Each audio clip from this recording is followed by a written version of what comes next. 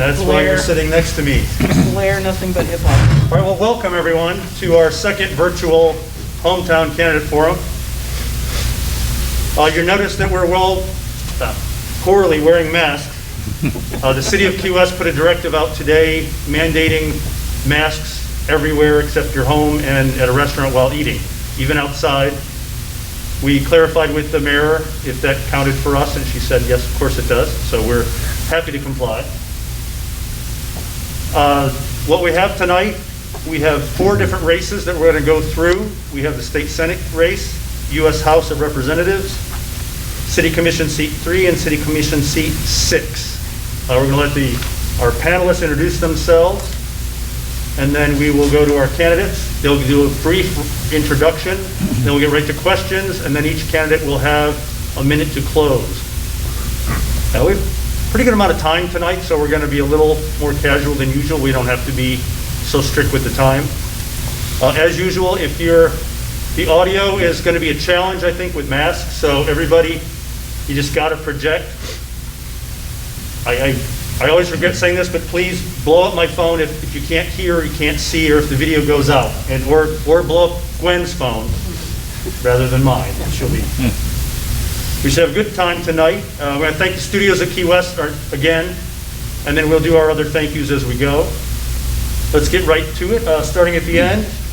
Mark, would you introduce yourself? Tell us just a brief little introduction of why you decided to be here tonight. Well, I'm Mark Porter, and I think I decided to be here because I was invited to be here. But actually, I am the current superintendent of schools for the Monroe County Schools. I have been here for 8 years, although I will be leaving at the end of the month. So I have no accountability for anything I say or any questions that I ask of you gentlemen here this evening. But seriously, it's been a wonderful community to be a part of, and it's a privilege for me to be here tonight to help us better understand our candidates. Thank you, Mark. Billy. Good afternoon or good evening. My name is Billy Davis. I'm the executive director and founder of A Positive Step of Monroe County, Inc. What I do is social services. My job is kind of a field hand. I'm in the fields trying to find better ways for the members of our community to improve the quality of their lives. And I was also invited to participate, and I'm deeply honored to have this opportunity, and thank you very much. Good evening, I'm Richard Tamburino. I'm the editor and publisher of the Key West Citizen and the Free Press newspapers. I was asked, I guess, as a member of the media in good standing, that we should be a part of this process, and I believe strongly in this process, and hoping certainly to learn a little bit more about some of the candidates and what they represent, and what we can expect from them as these races continue. So thanks for having me. Perfect. Gwen. I'm Gwen Fellows. I'm a reporter for the Miami Herald, but I live in Key West. So I'm very happy to be here. Thanks for letting me be a part of Hometown. Yeah, thanks, guys. We can't thank you all enough. And Mark Porter, you may start a new trend of getting employees that are leaving employment and moving away. I can't wait to see the questions you get to ask. So. All right, moving around to our candidates, and that's why we're all here. Javier, want to introduce yourself very briefly, and then we'll get to questions. We'll keep it brief. Good evening, everyone. My name is Javier Fernandez. I'm a candidate for State Senate District 39. Currently serve in the Florida House representing District 114. I've been serving since May 1st of 2018 when I won a special election and was re-elected for a full 2-year term thereafter in November. South Florida native, born and raised in Miami-Dade County. Proud to serve that community where I'm a husband to my high school sweetheart for the last 15 years and the proud parent of a 12-year-old daughter and 10-year-old son. Glad to be with you this evening and happy to talk more about the issues impacting our state and the community. Thank you, Javier. Thanks, Todd. Hi, everyone. My name is Daniel Horton Diaz. Most of you know me as Dan. I live in this district. I went to law school at the Florida International University College of Law, which is also in the district. You probably remember I ran back in 2016 for the State House. I've also worked in the State Senate as a legislative aide and as the District Chief of Staff representing this community in Congress for Congresswoman Mukersel Powell. Democratic candidate for State Senate 39, which of course goes from Key West up through the Keys, Homestead, Florida City, and up to FIU. Okay. All right, so how we're going to do this, we're going to start with Mr. Porter first. On the next race, we'll start with Billy, then we'll start with Richard, and we'll just keep going through. I imagine we'll get through 3-4 rounds of questions. So let's go. Mark?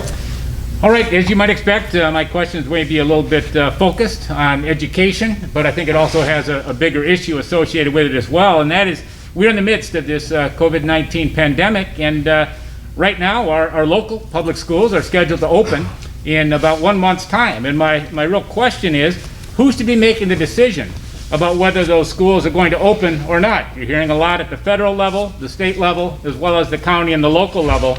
So I need to know who should be making that decision and what should be the criteria that are considered. I think- Yes, yep, you both individuals, please. A minute each, guys, and nice to start out with the softball. So. Sure, happy to take that one again. I think we need right now are not threats, we need cooperation. You've heard too many threats in the last few weeks about 4 school closures, 4 school openings, excuse me. In Miami-Dade County, I think, frankly, and in Monroe, these decisions should be made at the local level, given local conditions and local needs and the priorities and preferences of parents, given what's happening in these communities. I'm very proud to hear what some of our local superintendents are saying about having phased openings depending on what the conditions dictate. Miami-Dade County is the epicenter now of this global pandemic, and so an opening at this point in time, I think, is certainly premature. So I think we've heard that a phase 2 is an essential first step before we can consider in-person classroom activities. And thereafter, I think we need to provide a menu of options to parents. Parents have different needs. We need to understand those needs and provide learning opportunities that fit the full spectrum of needs for those parents and students. And I think, again, those are decisions best made at the local level under the guidance and supervision of our elected school boards. Daniel? Yeah, I believe the decision for whether or not we're going to reopen schools has to be made at the county level and the local level. I think the people that run the counties and the school boards understand the community best. I think, frankly, with the way that we're seeing COVID-19 really explode in our state and specifically in Miami-Dade, it's terrifying to think that we'd be sending our students and kids and teachers back into what could be a dangerous environment. I think we have to prioritize the health and safety of our students and our teachers. I think our teachers do an incredible job for us, but they didn't sign up to be martyrs. And the reality is that sending our kids back to school right now puts families in danger, it puts teachers in danger, and I think that the local school boards should be making those decisions at the county level. Yeah. Billy? Well, good afternoon, gentlemen. The big question for me is what's on a lot of folks' minds is balancing the safety of our residents along with balancing the economy. We have a lot of families suffering due to the virus, but at the same token, we have such a, I think it was yesterday, it was 15,000 in South Florida. Tell me what your strategies would be to balance that difficult balancing act. Daniel, why don't you start? Sure, thanks, Todd. I think that noting the high increase in rates right now, I think that we really have to make sure that we're thinking about the risk when we talk about safety, and our priorities have to reflect the ever-increasing risk every day. I mean, it went from 5,000, now it's 10,000, now yesterday it was 15,000. Correct. And I just read an article today that said that Miami-Dade right now is where Wuhan was 5 months ago. Miami-Dade is now the epicenter of the COVID crisis globally. And so I think we have to understand, especially the increased strain on our hospital and our medical facilities. The Keys, we can't take a lot down here, and we have over 500 cases now in the Keys. Medical facilities aren't going to be available up in Miami-Dade, and I think the county was right whenever we went into social isolation to begin with, that when Governor DeSantis backed away from the checkpoint, that the county and the local municipalities stepped in. They created partnerships to make sure that we prioritized the health and safety of our residents.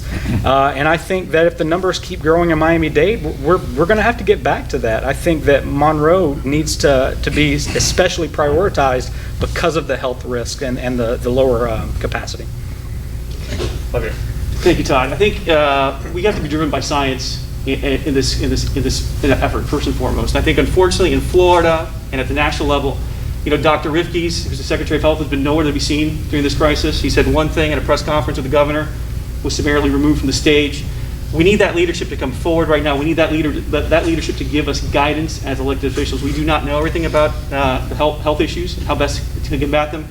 One thing I think we cannot forget is that I had recently, I'll just share this, had self-quarantine, so we had an exposure, and it was a helpful reminder to me about just the personal costs associated with that. People to be out of work 4 days, 5 days, 6 days before they get test results, if not longer, requires you to be, quarantining in a way is a privilege. People of certain socioeconomic standing can't afford to lose that many days of paid work, particularly in an environment where jobs are increasingly scarce. So what that's a reminder is that we need to have a support infrastructure. We need wage supports in this economy to help people stay home.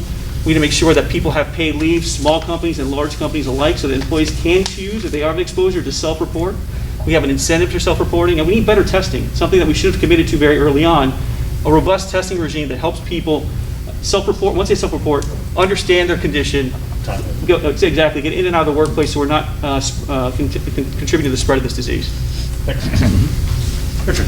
Javier, you spoke just moments ago about leadership. Sure. What would you say are the top 2 or 3 attributes or skills or tenets that you bring potentially to the position that illustrate your leadership skills? Sure. I think my whole life, growing up Cuban American in Miami and as a Democrat, often been in the minority. So I've had to develop a certain level of diplomatic skills, ability to work with people, have different perspectives, and in order to find a path forward. So I think I bring that ability to this job, and I also tend to be someone who doesn't speak immediately. I tend to like to listen first, understand how people see an issue, maybe a little bit differently than myself, so we can find a common point of understanding. I think really in today's political culture, we need more of that. We need people who are willing to listen, not immediately judge someone by their first statement, get to a place of common understanding so we can have advancement on very important issues that are confronting our state. There's too little of that today in our political discourse. Same question for Daniel? Yes. Same question. Sure, thanks. I think that one of the qualities that I bring to the table is an ability to empathize with people that is unusual for a lot of politicians and political candidates. I used to talk all the time when I ran in 2016 about growing up poor and overcoming adversity, and that's an important thing that shaped my life. And the ability to empathize with people. When I see people down in the Keys and I see people up in Homestead that are lining up to get boxes of food from shelters, and we've got people going out and catching fish for some of our poor residents, which is amazing. But I feel that because I've been through that. I've been there. I remember what that's like to take that box home. And so being able to empathize with people that are struggling is something that I always carry with me. But also something, I'm not afraid to speak my mind. I kind of call it like I see it. I don't really hide the ball. I say it like it is. And then finally, I'm willing to do the quiet work. Running for office and putting yourself on the stage is a big thing because you really have to put yourself out there. But even though I lost the race against Holly in 2016, I went from that to doing the quiet work. I worked up in the state senate for Senator Annette Taddeo, and I would make coffee, and I would do the same thing, staying in touch with people in this district to make sure that they knew that I cared. So, Thanks, Dave. sure. Gwen. This is for both of you. Florida's unemployment system turned out to be incredibly. Florida's unemployment system it's still not paying the majority of federal dollars. Or the unemployed failed, delayed payments for weeks upon weeks. That people are still struggling to get the benefits. Would you hold somebody specifically to blame? Should somebody, and what can be done to just fix it, to get it rolling? Sure. So I think I do think that you have to look into blame here. To be fair, I don't think that this was an accident. I believe that the system was purposefully designed this way to have a lot of hoops and obstacles that people had to jump through, because the reality is that Florida is not a kind state to poor people for the most part. And so they really try up in Tallahassee to punish people that don't have the means to always support themselves, or even people that go through a rough patch.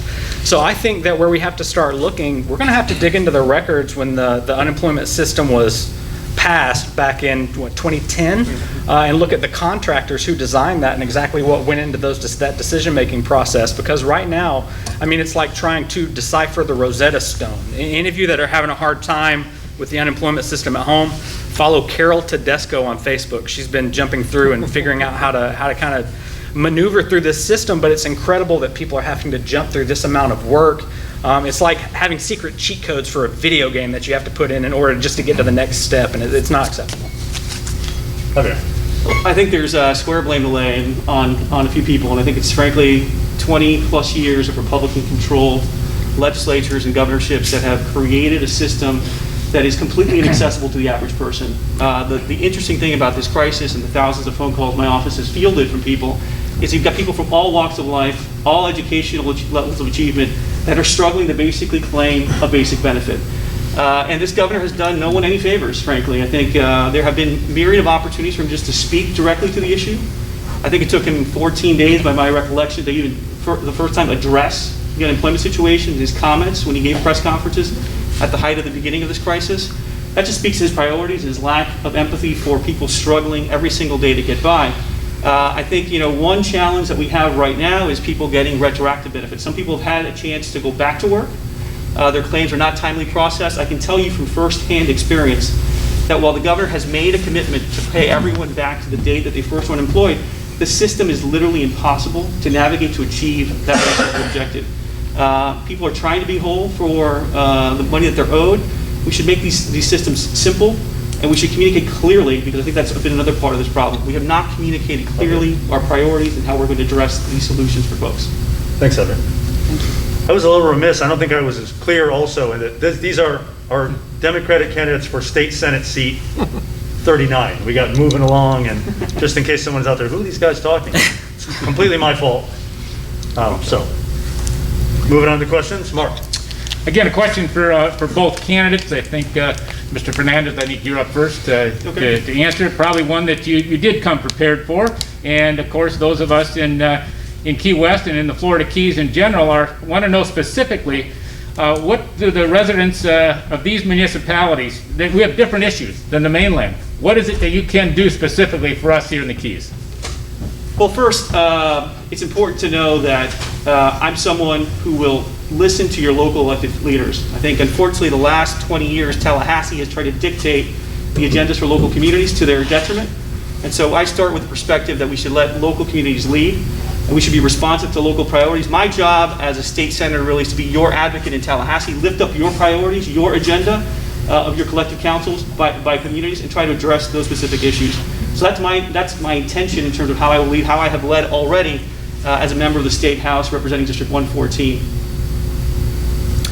So I think that it's really important to have relationships with local leaders, and I'm proud to be endorsed by many of the local leaders here in Monroe, including Commissioners Lopez, Davila, Kaufman, Weekly, Commissioner Zuba up in the Key Largo Tavernier, Steve Friedman, who ran a couple years ago for the State House, because I've got relationships that I've nurtured over the past 4 years, and they know me, they know the work that I've done both openly and behind the scenes in the different government jobs that I've worked in, making sure that whenever they had an issue, they could come to me, and if I could pass that along to, whether it was the senator or the congresswoman, I always did that. And the Keys always have a special place for me because they welcomed me when I was down here 4 years ago. So I believe that the ability not just to listen to your elected officials, but also to know your elected officials and have those existing relationships is really important.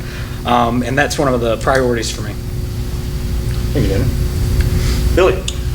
I'm going to switch just a bit as a social service provider and a person who works toward helping people who have made a mistake in life get that mistake corrected and become a useful, productive member of society.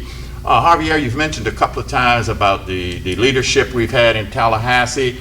As our Democrat, how would you help this big topic right now are the convicted felons who have paid their debt to society, no longer owe any monies in restitution or court fees or any of that. How would you help social service providers like me help those guys or ladies get back into the mainstream and be able to vote and support our society? Sure, and just to share, my background, I started as a community advocate, working in disinvested neighborhoods all across Miami-Dade, Broward, and Palm Beach counties, advocating to improve those neighborhoods, improve quality of life, the quality of life for the residents living in it.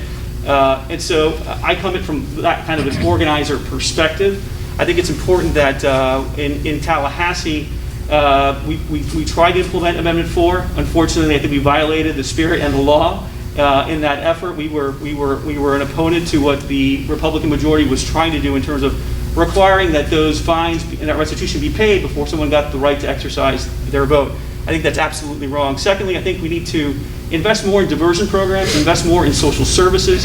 This is, I think, part of the whole conversation around what's happened in the wake of the Floyd death is a reminder that we have done too little to complement our police investment, right, with other investments in mental health, in community-based development, investing in community-based organizations that are working across the state to kind of lift up communities in a variety of different ways. I would bring that perspective to Tallahassee. It's one that I've had my entire career. Thank you. I think that's a great question. And Desmond Meade, who led the charge for the Florida Rights Restoration Coalition, I actually went to law school with Desmond. He's a friend. And I followed his career for quite a while on this issue. And I've been out at the Miami Dolphin Stadium, signing people up to register to vote. And it's something that is really important to me. But I think that the opportunity in Tallahassee is that criminal justice reform is one of the few truly bipartisan issues. And you have Republican senators in Tallahassee that actively work to modify some of the rules, whether it's mandatory minimum sentencing, civil citations for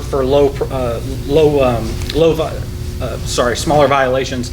We have to end the school to prison pipeline. We have a lot of kids that get caught up in disciplinary issues, and instead of working their way through the education system, they end up in the criminal justice system. And I think that that's something that we have to address. And then finally, when we talk about individuals that are incarcerated, we provide programs that train these individuals for a job, but we do not allow them to get the certification for that training. And I think that, and I'm happy to sponsor a bill that would allow them to get the certification for the training that they receive while incarcerated, so that when they get out, they have a job opportunity available. I can just expand very quickly on his Real answer. quick, 30 seconds. 30 seconds. Number one, actually, we do allow people to get certifications today while they're incarcerated for work that happens in prisons, both that are privately run and publicly run. Secondly, Dan is correct. There is bipartisan support for criminal justice reform, but it's not to reinvest those dollars to build up communities. They want to take those savings to cut taxes. I think that's an important perspective that we need to understand, because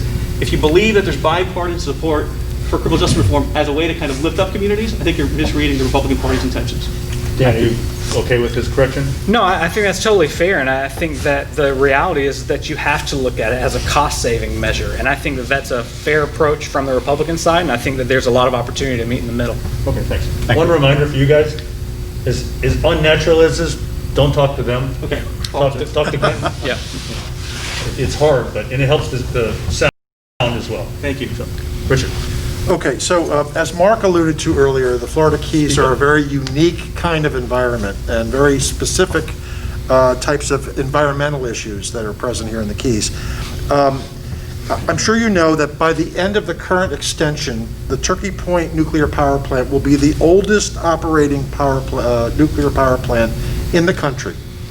What will you do, working with the DEP and the Nuclear Regulatory Commission, to ensure that the saltwater plume that's present up in that area is adequately addressed and mitigated, so that we do not have those freshwater impacts here in the Florida Keys?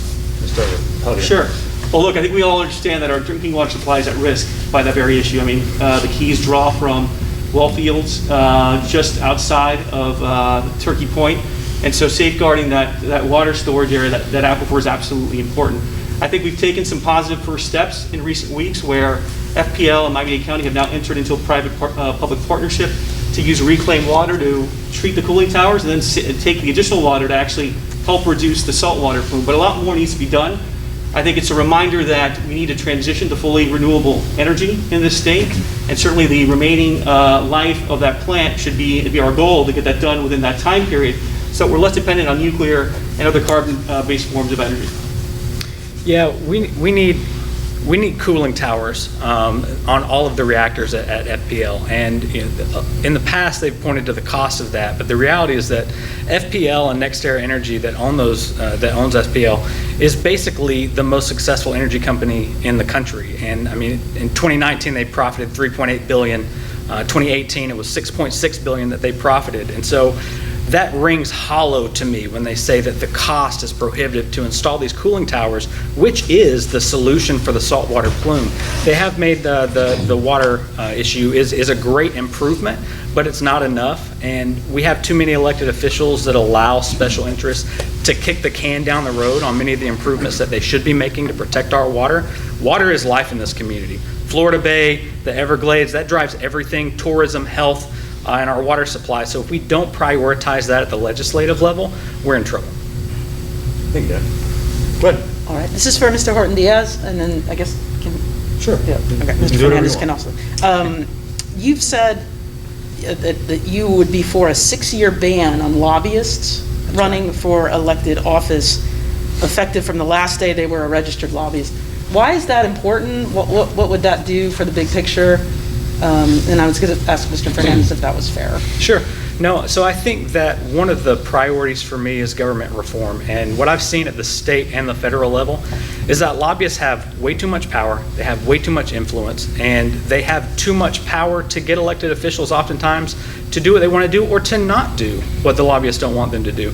I think that it's really important in this race to point out, to that point, that both of my opponents are former lobbyists that don't live in the district, that have lobbied for a long time. And there is a ban currently on elected officials going from elected office to becoming a lobbyist, and I think that that makes a lot of sense. And I think that we should have the inverse as well, that a lobbyist that's been working in Tallahassee shouldn't be able to then use that power and influence and money from the special interests, and specifically corporate lobbyists, but they shouldn't be able to turn around, use that, and then run for office basically wherever they want.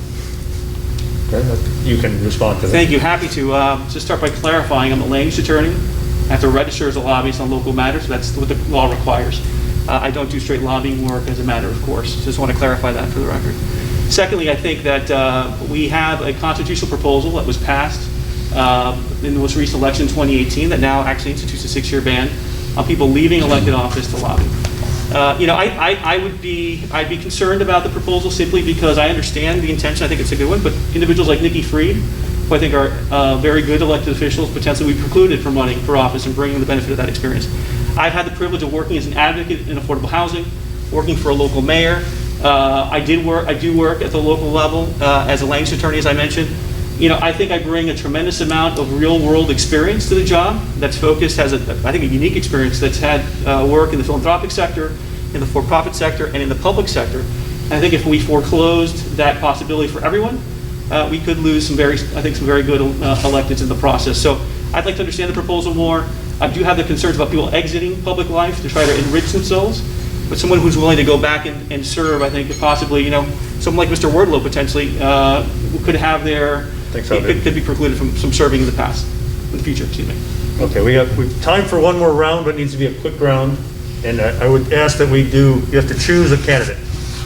Okay. So one or the other. Go ahead, Mark. All right, I'm going to start with Mr. Horton Diaz, because earlier you made a statement that this is not a kind state to poor people. And Mr. Davis asked you about some rights of ex-felons, which to me is addressing the problem at the end of the process. What can you do to create greater equity of opportunity and access for all young people and families in our communities? Oh man, so social justice issues are really important to me, and especially in light of George Floyd's murder, homicide. I believe that we have to acknowledge that Black Lives Matter, and I don't think that we've said that enough.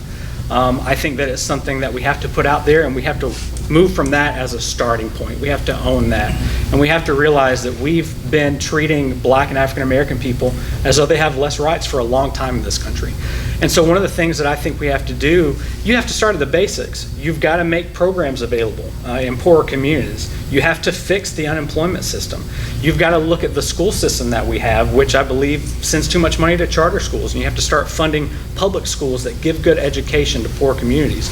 I think that there are a lot of things that we can do. I think that that often is a sensitive topic in Tallahassee, but it's something that I'm passionate about and something I'm always going to be focused on.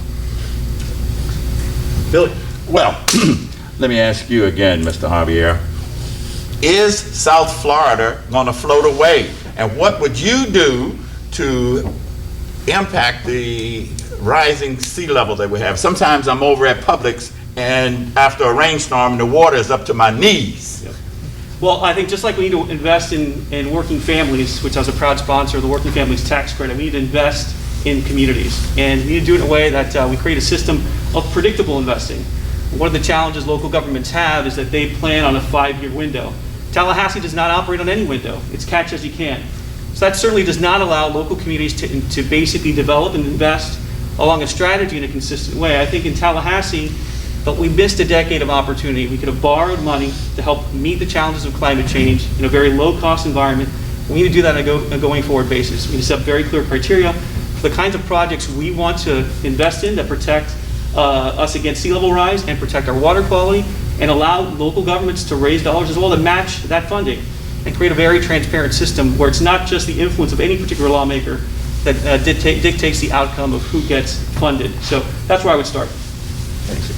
Richard, this is good because your decision affects Gwen, so. Okay. Daniel, this is for you. Sure. It's clear that the state and county budgets for the 2021 fiscal year are going to be incredibly challenging. Can you think of any one or two programs or areas that are worthy of cuts, that are fat in the budget today? Oh, man, that's a tough one.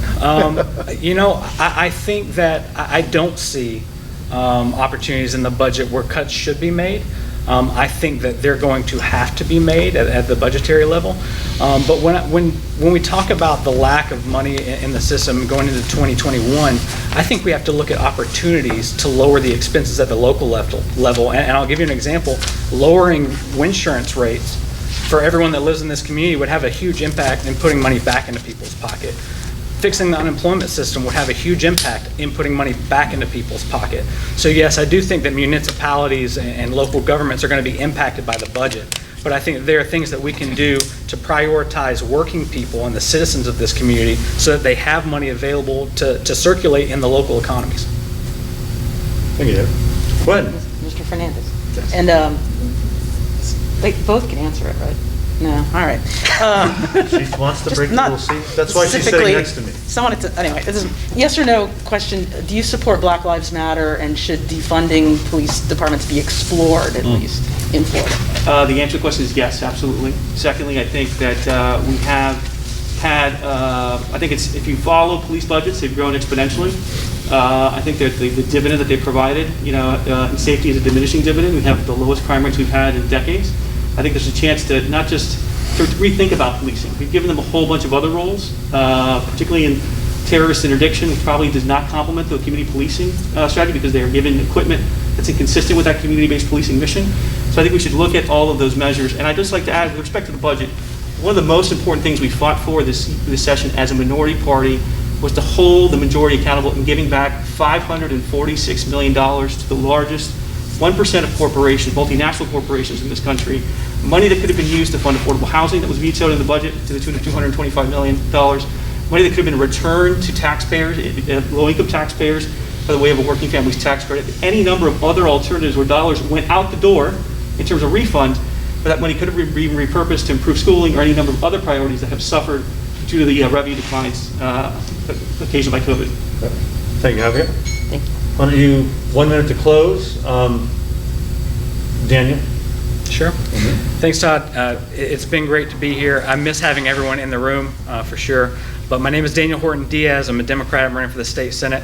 I've been in this community for a long time, and I'm really passionate about helping the people in this community continue to live the life that you deserve.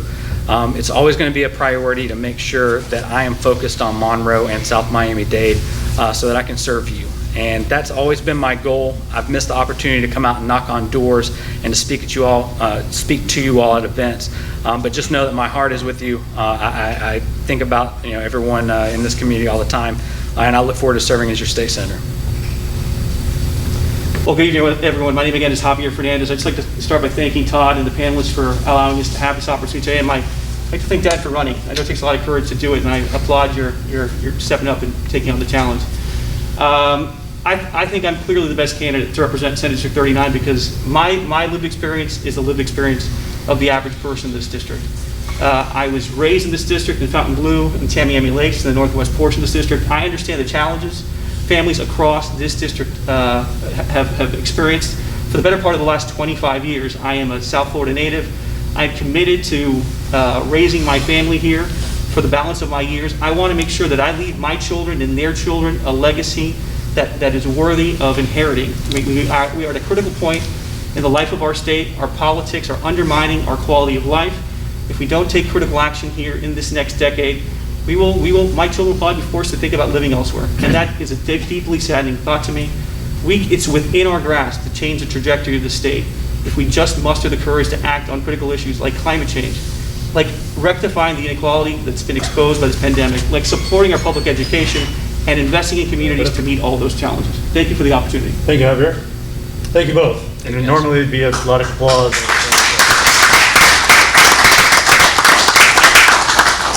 Thanks, guys.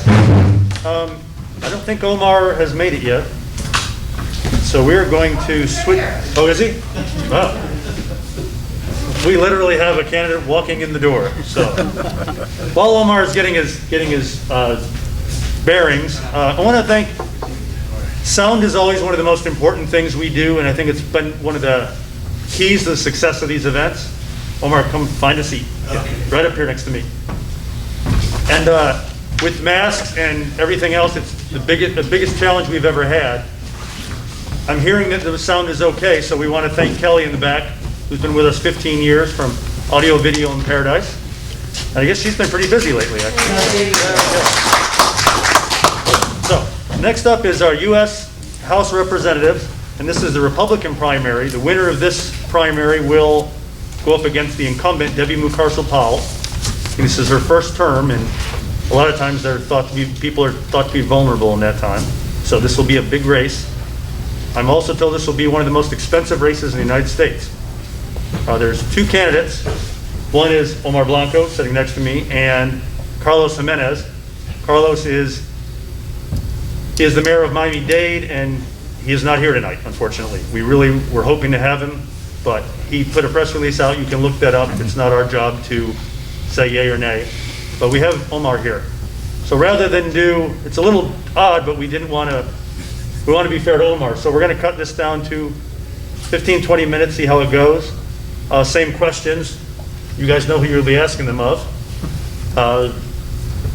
It's all yours. So Billy, you're up first. Okay. Good afternoon, sir. Good afternoon.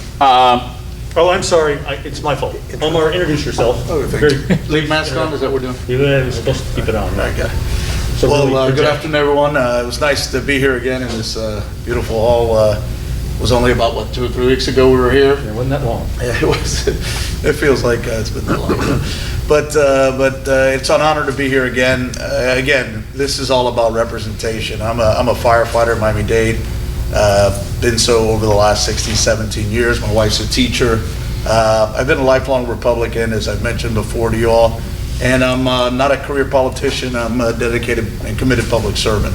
I'm here today because I think this is important, is to lead by example and to be here with this community to make sure that we get the answers to the questions that you have, the tough questions too. I want to really get down to the nitty-gritty with this community and make sure that they understand that I'm here for a second time without my opponent, because I believe that coming here and talking to you is exactly what we need to do, not only when we're running, but more importantly, when we're representing.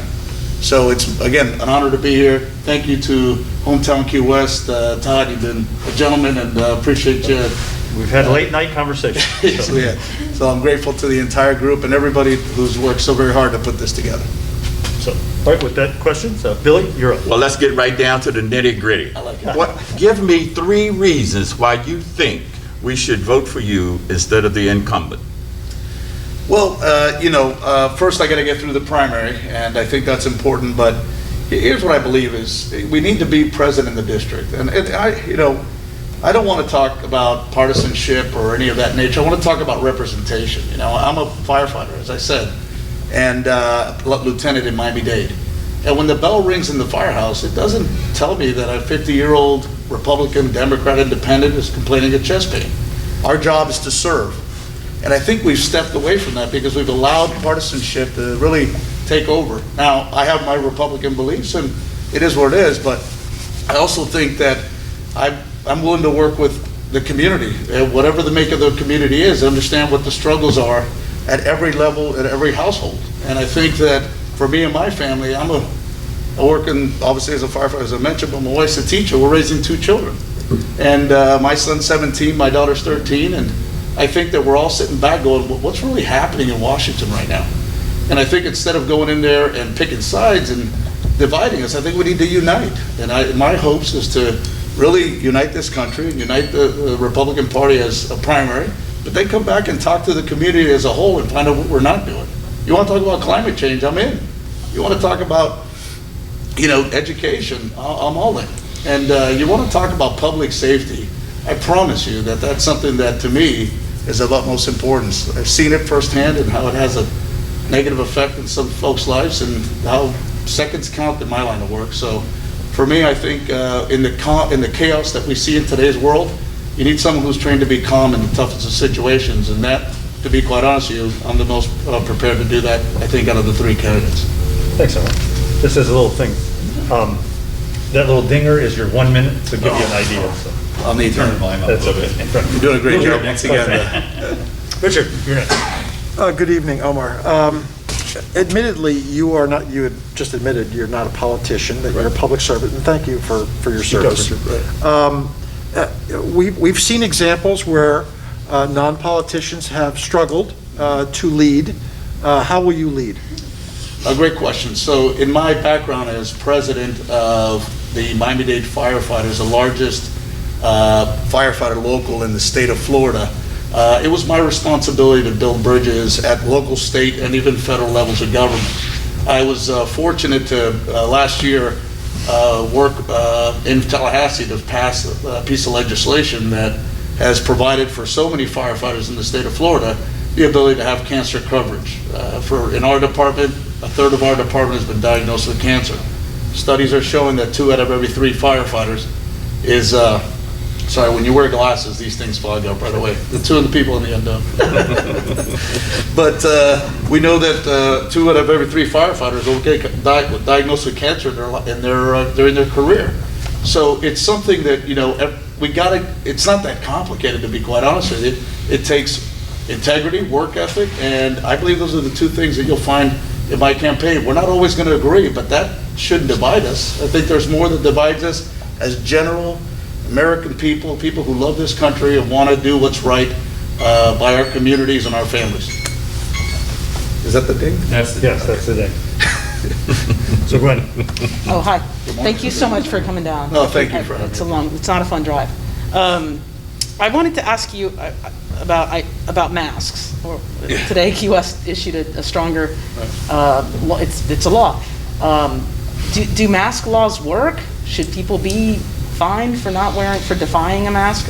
Should Florida have a statewide mask? I'm just wondering how you feel about the laws. I will tell you that in the firehouse, we don't wear a mask because we're afraid to get it. We wear a mask like if we got it. And I think that's our golden rule. We have a responsibility to the people we serve and the communities we serve. I can tell you that this COVID thing is real. I don't debate that the virus is something that we shouldn't take lightly, that we should definitely be aggressive, and each of us do our part to combat this horrible virus that nobody picked. I mean, it's nobody's fault in the United States. We just got to deal with it. We got to come together to do so. So I think that everyone has to just take personal responsibility. I think that having the government tell everybody they have to wear a mask is not the right approach, personally. I think that if you own a business, I don't know, but you can never go in a 7-Eleven without shoes and a T-shirt. I mean, I think demanding people to wear a mask at your local convenience store or at a restaurant. And actually, let's be honest, for me, the deciding factor is the CDC guidelines. I'm comfortable with those. I think that those folks are the correct professionals to set a course. But I think shutting down restaurants in a short notice and telling everybody they have to take back all the hard work they've done to keep their business alive is not the right answer. We did that in Miami-Dade, and in Broward, they didn't do it, and it's working for them. We did it here too. So. Thank you. Yeah, no, I know you did too. But I think I guess what I want to say is I think there's a path to not lock down our economy where we're going to make matters worse, and people are going to be, businesses are going to close permanently, and we've got to work all of us together to get through this. Thank you. Sorry. Mr. Porter. All right, well, at the opening, I got accused of a softball question, so I was kind of looking for a little tougher question. So I apologize, Mr. Blanco, if you're the victim of that part of the process. But I think as a Republican candidate, I think it's a fair question for all of us to ask and to know. Our current president is up for re-election. Do you support the president's bid for re-election? And whether your answer is yes or no, can you give us some specific reasons in support of your position? Well, I do support our president, and I'll tell you, I think, I've always felt that as Americans, we should support our president, and in all cases. And I've been married for 19 years. My beautiful wife is downstairs with my daughter, and I can tell you, I love her and I'll be with her for the rest of my life, but there are times when we don't agree. I think that that has become the new norm. If we don't agree on everything that it does, then there's something wrong. And I think that it's okay to do that. I support our president. I think that he is really the right candidate to continue to lead us through this difficult time. And unfortunately, in my opinion, this is not a time to make a shift in our country's in our country right now. And I believe that if we can start working together at the other levels of government and not blame the president for everything, then I think we can probably make some sense. But when sometimes the Senate gets it right, sometimes the House gets it right, sometimes the executive branch gets it right, the judicial branch. That's what our government is meant to do, not expect everyone to be perfect. I will assure you that I won't be perfect. The only thing I will do is make sure when I make a decision, I do my homework and do what's best for the people first. And that's why I'm running, because I really want District 26 to be my first priority. And that doesn't matter whether you support our president or not. It matters that you love this country and that we need to make sure we move forward as one. In the quest for perfection, as you're speaking, don't talk to them, talk to the camera. Oh, I'm sorry. I'm getting a lot of emails here. Also, I was sent, and I did not mean to, in explaining that Mayor Jimenez was not here, I got the press release of what he's unofficial. He's got a lot of official things going. Miami's 2.6 million people.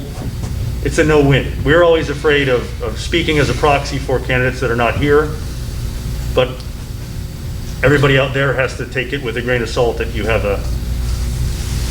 an elected official who's also in a campaign. You can't do both. I'm going to get in trouble whatever I say. So just wanted to kind of throw that out. Mayor Jimenez is not out fishing. He is doing official business. We certainly didn't mean to insinuate that. We still would have loved to have him here tonight. I would have We loved understand that. nobody can. I would have loved for him to be here as well. Sure. So with that, where are we? Billy. Okay, I just heard you say you support the president. Suppose the rest of the country doesn't agree with you. Suppose after November 3rd, Joe Biden is the new president, and suppose you are elected. How would you work across the aisle with the Democrats and the new president? Well, I think that's just it. We have to go up there to work in the best interest of the communities we serve. I'd be your elected representative, and there'd be an expectation for me to deliver on the needs of this community. And that's really what I'm dedicated to do. Although I support the president, I also believe that is not contingent of my winning this race or one way or the other. I'm gonna be a representative, whatever the case. So I'm dedicated to this community first. District 26, I think it's the most beautiful district in the state, and the Florida Keys are a large part of that. But we have an amazing agricultural community. We've got a wonderful mix, and I've lived in District 26 majority of my life, so I know it very well, and my family and I are down here in the Florida Keys quite often. So, I've worked across the aisle in my experience at the state, local, and federal level, and I've worked with Democrats, Republicans to make sure that we provided for public safety. And as those were my priorities then, my priorities in the future, God willing, will be to represent you and listen to the struggles of each one of our unique communities. Thank you. Richard. Omar, what specific actions would you say that Congresswoman Mucarsel-Powell has taken that you specifically disagree with? I supported Carlos Curbelo during his last race when he lost to Debbie. And no disrespect, I'll just call him by first name, the Congresswoman. But, you know, in the last 2 years, I have seen it become more about an extreme position than it is about this very own community. See, I sat here last time I was here to hear the Congresswoman talk about not oil drilling off the coast. And I find that that is just, again, a political talking points. You know, then I see the next day that she's diving in the ocean to make a point about not drilling in the oceans. Why don't we talk about what's important in our communities? I mean, we've got a border secure, we've got water levels here in the Florida Keys. We've got a coral reef that's been poisoned by the water system that's coming from other areas. Let's talk about the commercial fishing industry. Let's talk about the travel industry and what's happening now with COVID and how the businesses here are going to suffer. That's what's important. Of course, the water is important and drilling off of that. But we, the politicians, keep pandering to whatever you want to hear instead of sitting there and getting the job done. I've seen it time and time again, and I'm afraid that what this district needs is real representation. Someone to not go into the water and talk about offshore drilling. Just stand by the position that, you know what, we're going to make sure our waters are safe, and that's the priority for this community, and take it from there. I wanted to kind of get your thoughts on immigration. Is our immigration system, is it fair, is it safe, and is it just? Our immigration system is a joke. I mean, listen, let's be honest. We need to secure our borders. I'm a guy whose family came from Cuba 58 years ago, and this country offered them the opportunity that I enjoy today. And I believe that we are, again, on an issue like immigration, what have we accomplished in the last 2, 4, 6 years? I think Congressman Corbello brought forth some legislation with a group to try to get something done, and it became a partisan issue once again. Immigration is important, and immigration is something that we've got to continue to be the beacon of hope for those that want a better life for their families, but we also have to do that by establishing laws and making sure they're followed. And they are achievable, because if people want to come to this country, they've got to be willing to pay taxes, hard work, and make sure we're not bringing in people that are coming here to create problems and take away from our domestic tranquility. Sorry. Let me take you back a little bit to the COVID-19 situation. Obviously, the United States government has invested an incredible amount of money into this pandemic. And currently, there is some legislation being proposed that would grant an extension on the $600 weekly federal unemployment benefits all the way through January of 2021, and also nearly $175 billion to assist renters, homeowners, and other significant outlays. Are you in favor of another major financial package before July 31st? And if so, what do you think are the key components that should be considered? Well, thank you. That's an excellent question. I mean, what did we learn from the last stimulus that was given out? You know, people are getting money that probably don't need it, and those that need it aren't able to get money.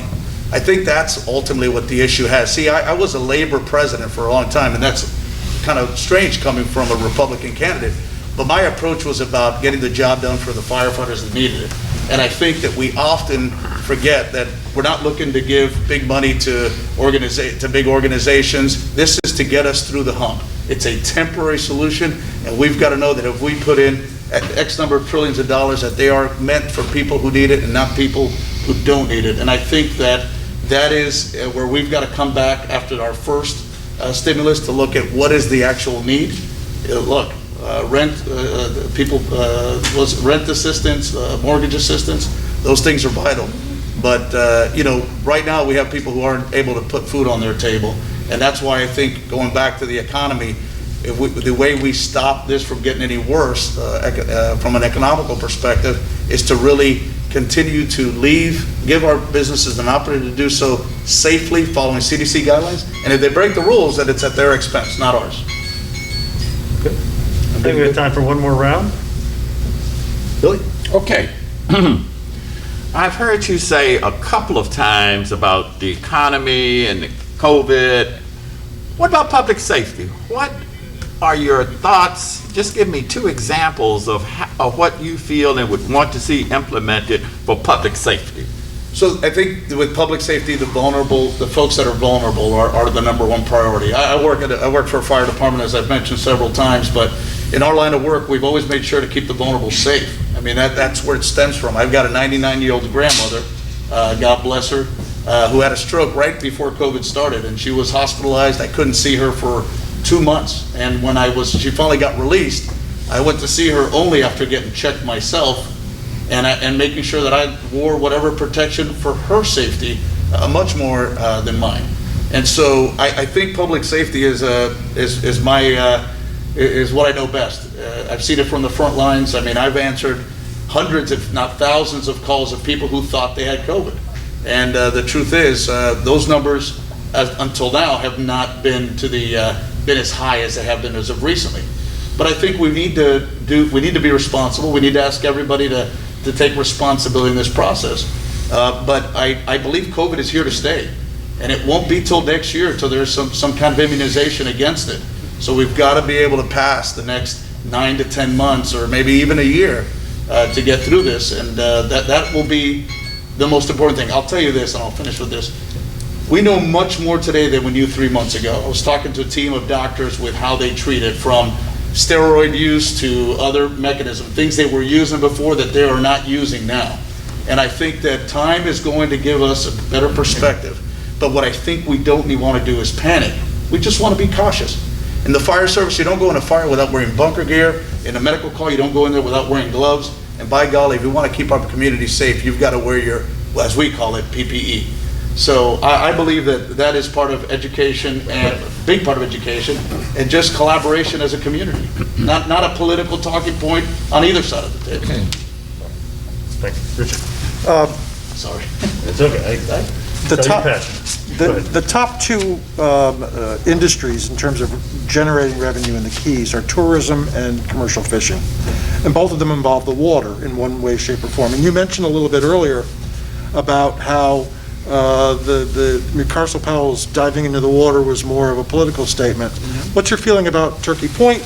What's your feeling about fracking and drilling off the coast of Florida? Well, I certainly believe that none of these should be at the expense of our beautiful coral reefs and our waters and the marine life that exists in them. You know, I believe that FPL. I've read on the issue on the salination of water. I tell you, before I read the article about it, we were talking amongst my family because we go down to Key Largo a lot and keep our boat down there. And we were saying, man, the water feels saltier than it ever does. Listen, summers are hotter than they've ever been down here. It just seems to me. So, you know, I think we've got to work within, specifically on those two areas with the travel industry, tourism industry. I think the COVID is really the big hurdle we need to get through here and find ways to maneuver and work with it. But on the fishing industry, we really need to work to allow our commercial fishermen to be responsible and give them a little bit more leeway on the kinds of fish the amount of fish they can get, as long as there is thought behind the process. But I think the over-regulation is kind of been hurting the commercial industry, fishing industry, and now more than ever we're going to see it with the times that we have now. This time we do have to stop. Okay. Sorry. Go ahead. Sir, do you support the Black Lives Matter movement? And if can you talk about your reactions to George Floyd's death? Well, so yeah, I was sick to my stomach to see the George Floyd video. I don't think that is the way to treat anybody. But I think we have an issue as society that, you know, we often say in the firehouse, you know, you can pull a person out of a fire and it won't make the news, but you pull a dog out of the fire and it's on the front pages. So I don't support the Black Lives Matter movement as a movement. I just support Black lives, all lives. You know, I do believe that there is a lot of racial inequalities and a lot of racial tension amongst all of them. I don't think racism is a one-way road. I think it's a highway. And I think that we need to start coming together and talking about how we all rise as a community. We need to stop dividing ourselves, I believe, because otherwise, you know, we haven't gotten anywhere real fast. And I think things are only getting worse. So I would like to see that we don't, we find ways to work together. We find ways to address the issues for what they are. And I do believe that George Floyd's death was unwarranted, and it was a terrible, terrible travesty. And I would defend the ability for people to be treated properly by our police officers, but I support that our police officers do an amazing job for our community. They saved my life, and unfortunately, I've ran on their calls when they sacrificed theirs to save someone from the community. So I think to create a war between those talking points is not responsible. The responsibility has to be about protecting one another and having some law and order and mutual respect. Did the bells go off? Yes, it did. But I wanted to let you. Yeah. It's too important to cut you off. No. All right, Mark, your last question. Yeah, I'm going to take you back in time just a little bit more. In the midst of COVID-19 and all of the other racial tension issues of today, it wasn't that many years ago that school safety was really at the forefront of everybody's minds. And at the time, and of course, we underwent a tragedy on the mainland of Southeast Florida, but there was a lot of conversation about gun control, changes in automatic weapons, reducing the magazine amounts, background checks, and so forth. So my question to you, if you were elected to Congress, would you support federal legislation regarding gun control and gun safety? Yeah, and again, one of those issues that I think we could debate for the entirety of the night. Since I only have 1 minute, I'll tell you this. I believe that before we hit any gun control issues, we've got to focus on mental health. Mental health is the #1 problem with any type of violence, because if it's either a gun or a knife, we're not debating that. We're debating the fact that people need to feel safe, and people need to be, people with issues with mental health need to be addressed. I'd like to study the last several shootings or violent actions to see what was the mental and state of the individual who took such actions. And I think that we can all agree that 20 years ago, that kind of stuff didn't happen. So I would like to see that, before we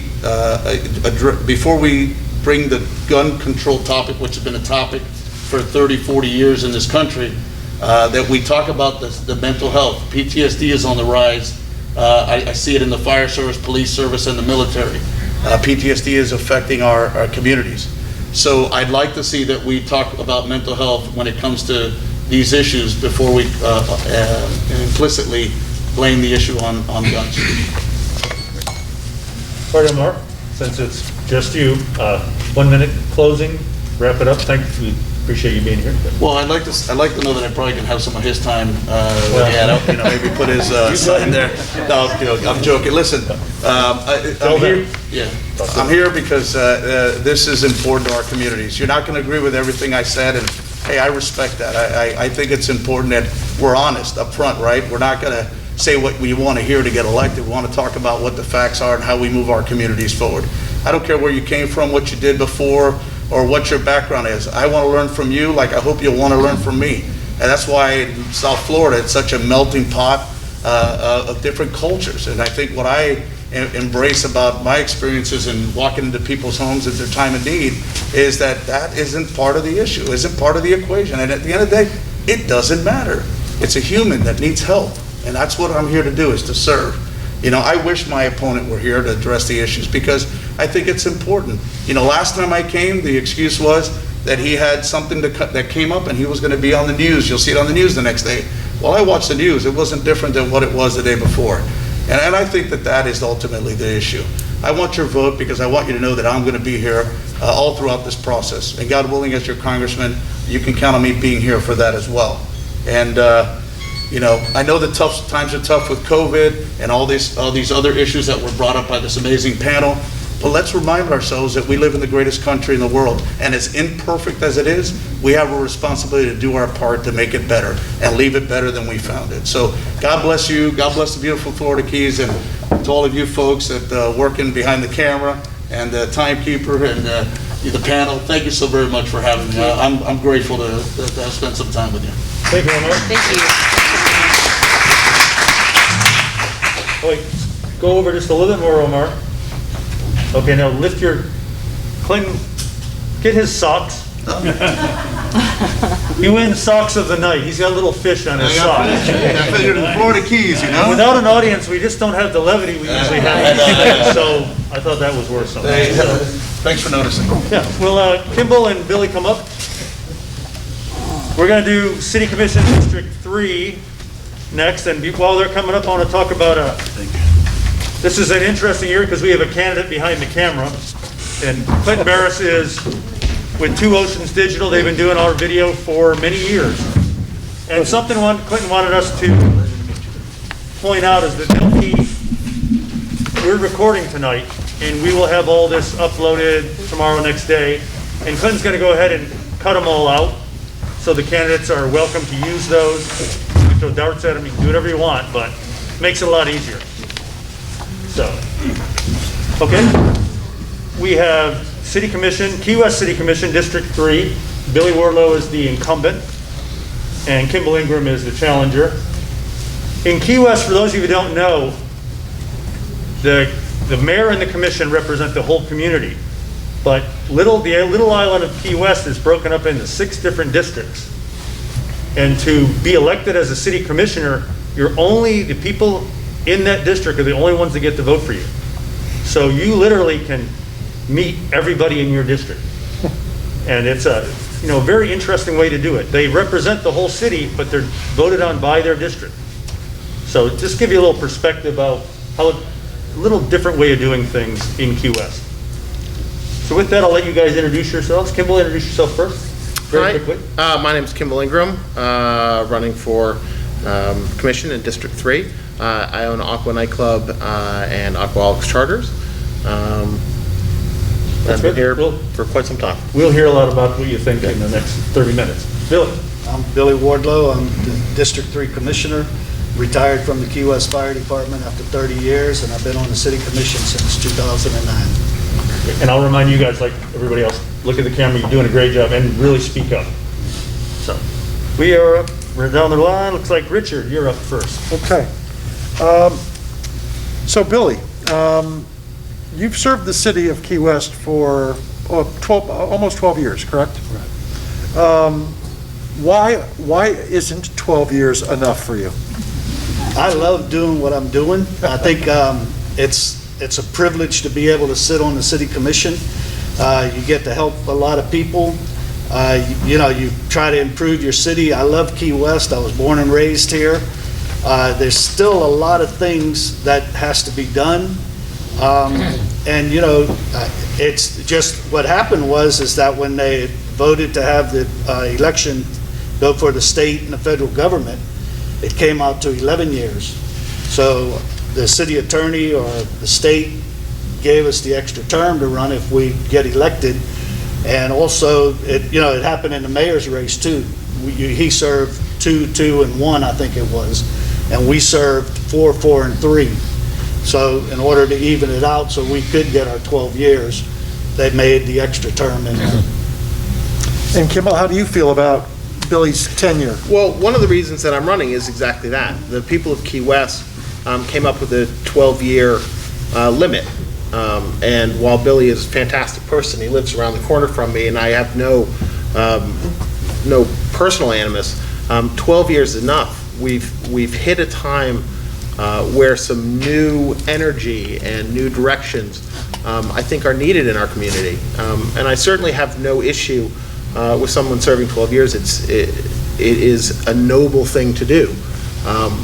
But sometimes you need to say less is the appropriate amount. 11 years is 11 years. 12 years is the limit. And when we go over 12 years, we are doing exactly that. We are not listening to the will of the people. Good. Can I ask both? Sure. Sorry, I keep asking. No, you can do that. I mean, the flip side of that question is, Commissioner Wardlow has a record to run on, and you're new to government. I mean, why should people vote for someone who doesn't have that background or that experience? Well, I think it's a catch-22. You have a record, and so you say I have the experience, but you only gain the experience by doing something. The initial want to run was because I think everybody should have an opponent. So it wasn't saying that I absolutely disagree with Mr. Wardlow's record. Certainly we have our differences. That being said, he's a great public servant. But I think there comes a time when you need new thought processes. We're talking about reinventing Key West. We're talking about the changes. There are obviously lots of things going on within our community that people are talking about, and some new energy and some new life, I think, is oftentimes a good thing. I hope I can perform well. And that's my expectation. Does the Commissioner want to respond, or? First, you want to, you can respond. I'm running on my record, of course, of the 11 years that I've been there, and like I say, I love what I'm doing, and it's not an easy task. I waited until I retired to do it. I have a family, and the only way to do it is you have to have the support of your family, and I got the time and the energy and the integrity to follow up with my promises, and I keep moving the city forward, and I think we've moved a long way since 2009. Since I've been in office, we've gotten a lot accomplished. Mark? All right, as a superintendent of schools, I think those who work for me in the community know that I'm very passionate about equity and opportunity for our students. And when I came, we actually had 80% of our white students graduating, 60% of our Hispanic, and 40% of our black students. Today, that's nearly 90% for white students and nearly 80% for each of those other categories. So you heard me ask this question earlier this evening of some of the other candidates, but I want to know what you, as a city commissioner, can do to create greater equity of access and opportunity for young people and families in our community. Start with Mr. Wardlow. Okay. Yes, please. Well, back in 1996, my brother and his wife were killed in an accident, and we started the Key West Fire Academy at the Key West High School. And that is still going strong over there, and a lot of our youth in the fire department right now that's serving the city has come through there and have joined the fire department, and thankfully the school board works with us and with the city and the city fire department. And also we have the Key West Police Department that has their academy that are funneling the kids through the school. And that's nothing prejudice there of all races that have come through that. Both of those programs that have joined are both the City of Key West Fire Department and Police Department. I am extremely fortunate to be in the hospitality industry in this town. And I think you need only look at the Attractions Associations, the Lodging Association, and all of the other groups that are in hospitality in this town to see how they absorb the community members of whatever ilk somebody happens to be. The hospitality workers are one of the pillars of this community. I was fortunate enough, I came down in my 20s, started working in hotels and learned a skill and learned vocation. And so by being in the hospitality industry, by hiring people from the community out of high school and teaching them those skills, those are transferable not just within the community, not just within the state, but as in my case, internationally. And you can take the skills of working with people and providing a service anywhere. It is portable. So. Kimmel, you've mentioned a couple of times that you think it's time for some new blood, there's time for some new ideas, and give me 3 new ideas that you're going to bring to the table as City Commissioner for District 3. Sure. I'm excited about the potential of Duval Street. I think to say it should stay exactly as it is wrong.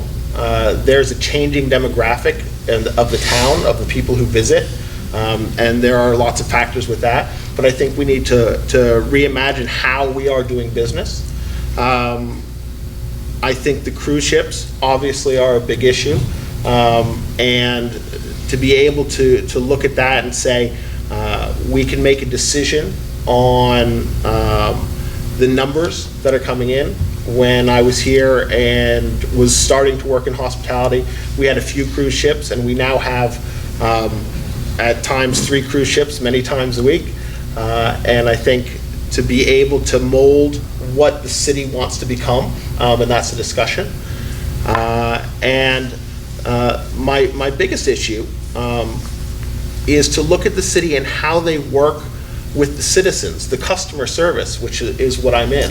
And one of my complaints, and it's not about me, but I think this is consistent with a number of people, is when we try and improve our homes, our businesses. Working with the city can be extraordinarily difficult.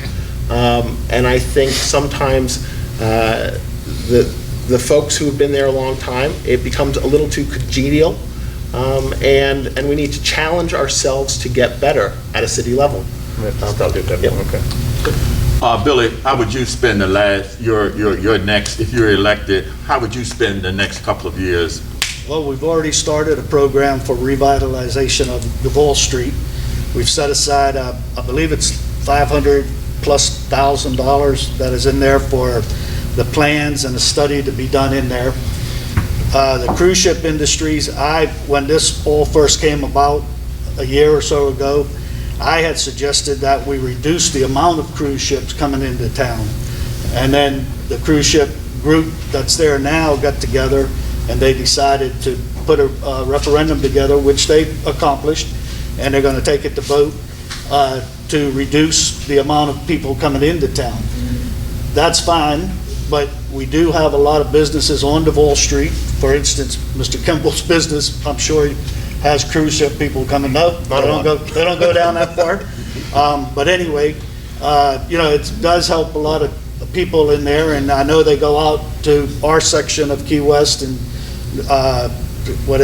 District 3, I believe it is, one of those, out there shopping in the shopping centers and spending money. So I think the passengers are spending money throughout the city, and it funnels all back into the city coffers. Thank you, Bill. And then we're working on Mallory Square. The whole city, we're trying to get a bond floated for $40 million so we can take care of all the roads and sidewalks in the city. So we're waiting for that to come on the referendum also. Richard. This has been a very cordial discussion to this point, so I think we should mix it up a little bit. Depending on which of you gets elected, who's your preference to be mayor next year? Who's first? Billy. Let's go with Billy. Billy, you've been on the commission for a while, so you've had a chance to work with Terry. Who's your preference as far as mayor is concerned? It really doesn't matter to me. I can work with anyone. I've proven that before. We had Craig there for 9 years. I've had different people on the commission. I've been through different city managers. In the fire department, you learn to work with numerous groups and different individuals. So I'm there to do my job and not to worry about who else is on the commission. Kimmel, same question, I assume. Yeah, and I think it's a fair response. One, I think it's we're concentrating, and I'll say we, correct me if I'm wrong, we're concentrating on District 3 and on the city. I think in the mayor's defense, she's been put in an incredibly hard position. So while I have been sometimes vocal about the ever-changing mandates and city requirements that come out at extremely inconvenient times for businesses, and I think there's a lack of knowledge about how some of the businesses run, I think she's put in a horrible spot. I think the important thing, and it's again why I'm up here, is that there is a discussion. So who should be mayor? It's not for I will vote, but I'm not going to commit to that because I think having the conversation is the important thing right now. Thanks, Kimmel. This is for both of you. Florida set a record for one day of reported COVID cases for anywhere in the U.S. The other day, 15,300 new cases on Sunday. Is the mask law enough? I mean, what can we do? What can government even do to stop the spread? I mean, at this level of government. I mean, what are your ideas? You want me to answer first, or? Go ahead. I'll start. Okay. Kimmel. Okay, no, I'm sorry. Gwen, who do you want to answer? Well, let's start with Commissioner Wardlow, please. When it all started, when I approached, because really and truly the commissioners weren't in on all of this, and the decisions were being made between the mayor and the city manager. So we really didn't get much of an opinion on it. My thoughts, and I expressed it to the city manager, the first thing I told him was, put the roadblock up, close the motels and close the bed and breakfasts. That's the only way you're gonna stop this. Well, it took, I don't know how long, a month or two after that before the county finally did it. And I was telling our city to tell the county to do it. And it took a month or two before they did it, and it held our COVID at level places. And the minute that roadblock went up, the numbers went up. Again, when they started going up, I have been telling them, the only way we're gonna stop it is to put that roadblock up. And till this day, it hasn't come up. And I ran into the county mayor at Home Depot one day, and I asked her the same question. And for some reason, I know the state had fought us the first time we tried to put it up, and they didn't like the idea of us having the checkpoint there, but it did work. I know I went through it a few times. Thanks, Bill. Kimmel. I think the whole situation is tragic. It should be handled from a much higher level than the city. You need testing, which we're having difficulty doing. You need tracing to make sure that if somebody is tested positive, you can find out who they've seen. I think it's all well and good to say we need to isolate ourselves, and certainly at the beginning that made sense. But with the mismanagement at a national and state level, you now have our hospitality industry, and this is very personal for me. I had a hurricane plan. I did not have a pandemic plan, and I got through that first 3 months. We reopened, and I thought, thank goodness I've saved my business. We are now closed again, and so the conversation of closing us down for another 6 months, the fear, not only for my business, but for how Key West is there. Nobody has a 10-month and 12-month plan. It's not greed. It's survival. And I sit here with my businesses closed because the governor had one of his minions tweet out an order. The process is broken. So would a roadblock fix the COVID percentage? Yes, it would. Would it destroy some businesses? Undoubtedly.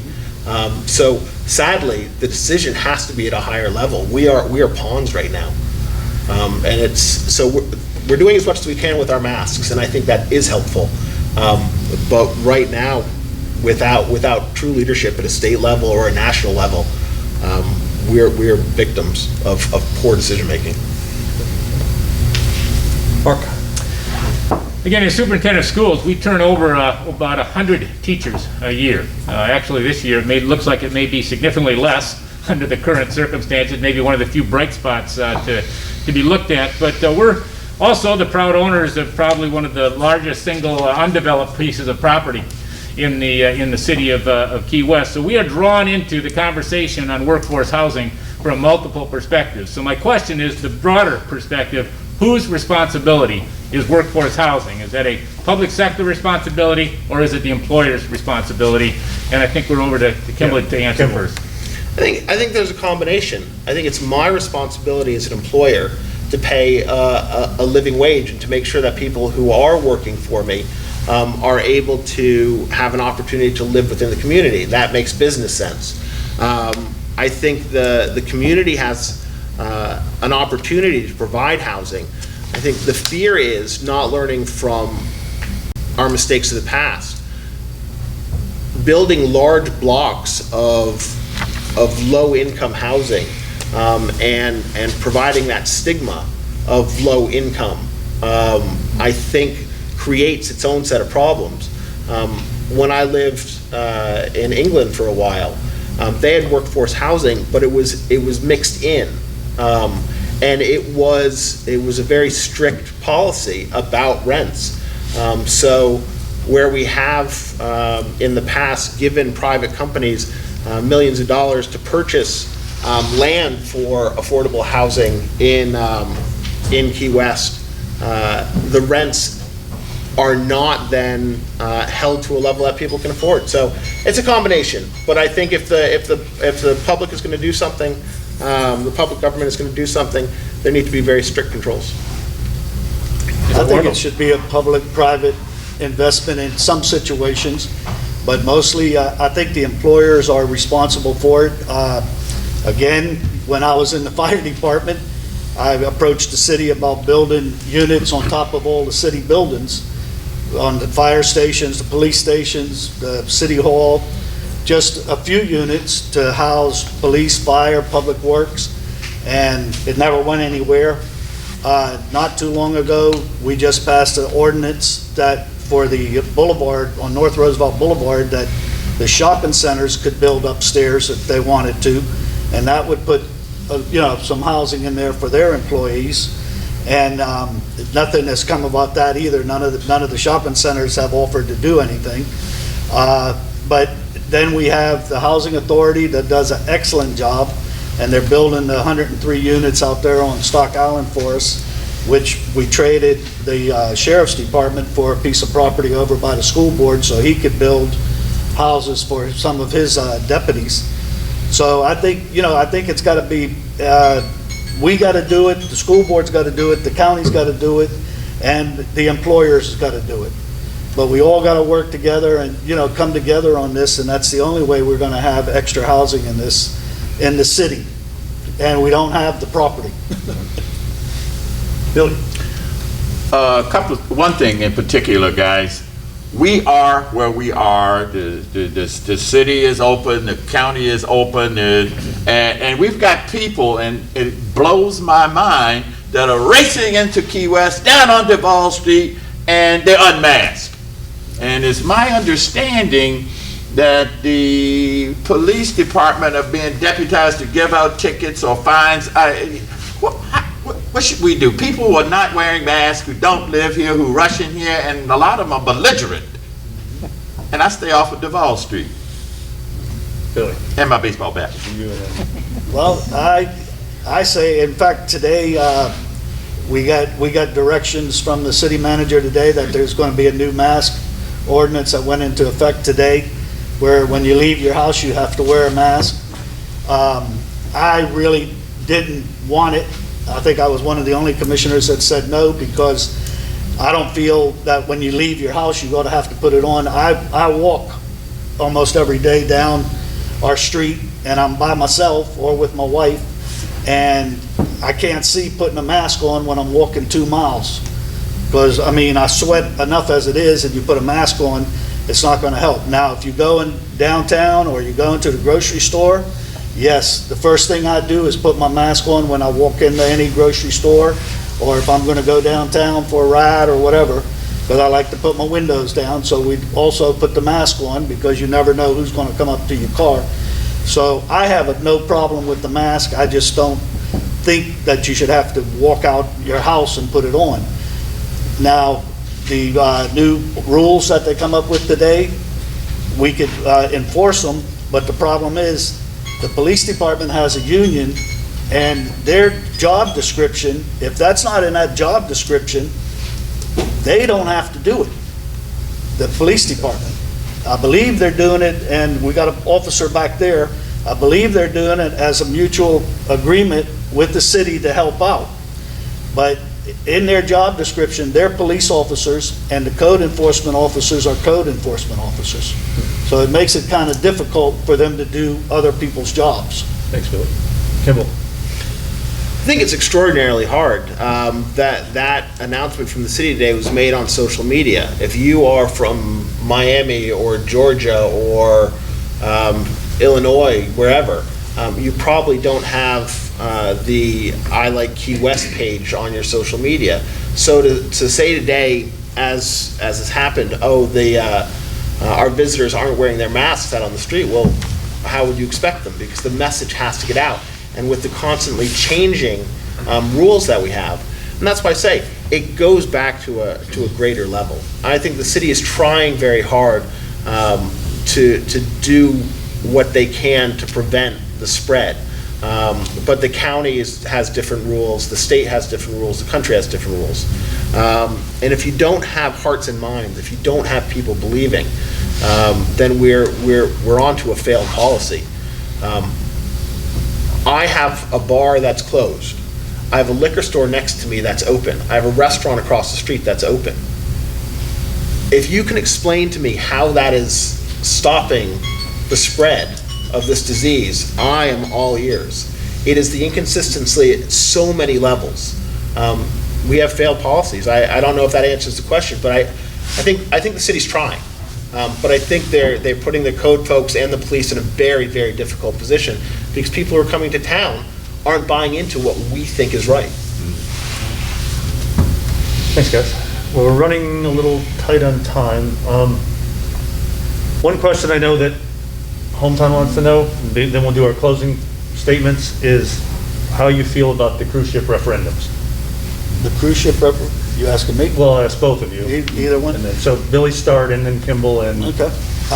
Like I said earlier, I approached the commission and the management staff. It was before the previous manager, and I thought it would be a good idea if we reduced the amount of cruise ships, period, instead of just, reducing the passenger load or the ships. So I don't have a problem with it because I don't have a business down there. But I think it's going to hurt our budget in the city of Key West, according to our finance director and our management staff. And I believe the chamber and the cruise ship people have gotten together and they've talked about this, and where they're coming up with some new plan or something, even though the referendums are still a go. So the most important one is the one for the environment. So if they could work on that one, the other two will probably fall in place. Kimball, your thoughts? I've got no issue with prioritizing based on environmental records. And I don't have any great issue with us as a community coming together and saying we want a certain number of passengers per year. I think when the city starts getting into the management of what size ship and what company and any number of other things, they're not meant to do that. That's not what a government entity does, and they'll probably be quite bad at it. If the city decides to reduce the number of passengers because we believe as a community that it will be helpful, and it reduces the city's budget, then it reduces the city's budget. And if some people have to not be employed by the city because of that, so be it. That being said, whatever we do needs to be phased in because there are businesses that rely on cruise ships. And as has been happening over the past year, past 6 months with all of the COVID stuff, is that people are making decisions and implementing them at the last minute with no notice, and you can't run a business like that. So for us to be helpful, whatever is done, we need to give people the opportunity to adjust their business models. Okay. Thank you, Kimball. So you have the mic. A minute or so closing statement. I'd just like to say thank you, and I thank you to Billy. We see each other on our morning walks, my wife and I've got a 2-year-old and 2 dogs, and he's on his walk, we're on our walk. So unlike lots of things, this is a relatively civil affair. I think I've got some new ideas and some energy that I'd like to contribute to the community that I plan on being part of for a very long time. And thank you very much. Good. And I just asked the voters to vote for me on August 18th. We've been moving the city forward, and I still have great ideas. I'm energetic, I'm honest, and I'm ready to help the city. And one other thing I got to say, my grandson Trey wanted me to say hello to Lola and Maddie. So got that. I got in trouble last time because I didn't. Well, hello, Lola and Maddie. There you go. Well, thank you, guys. Those are dogs.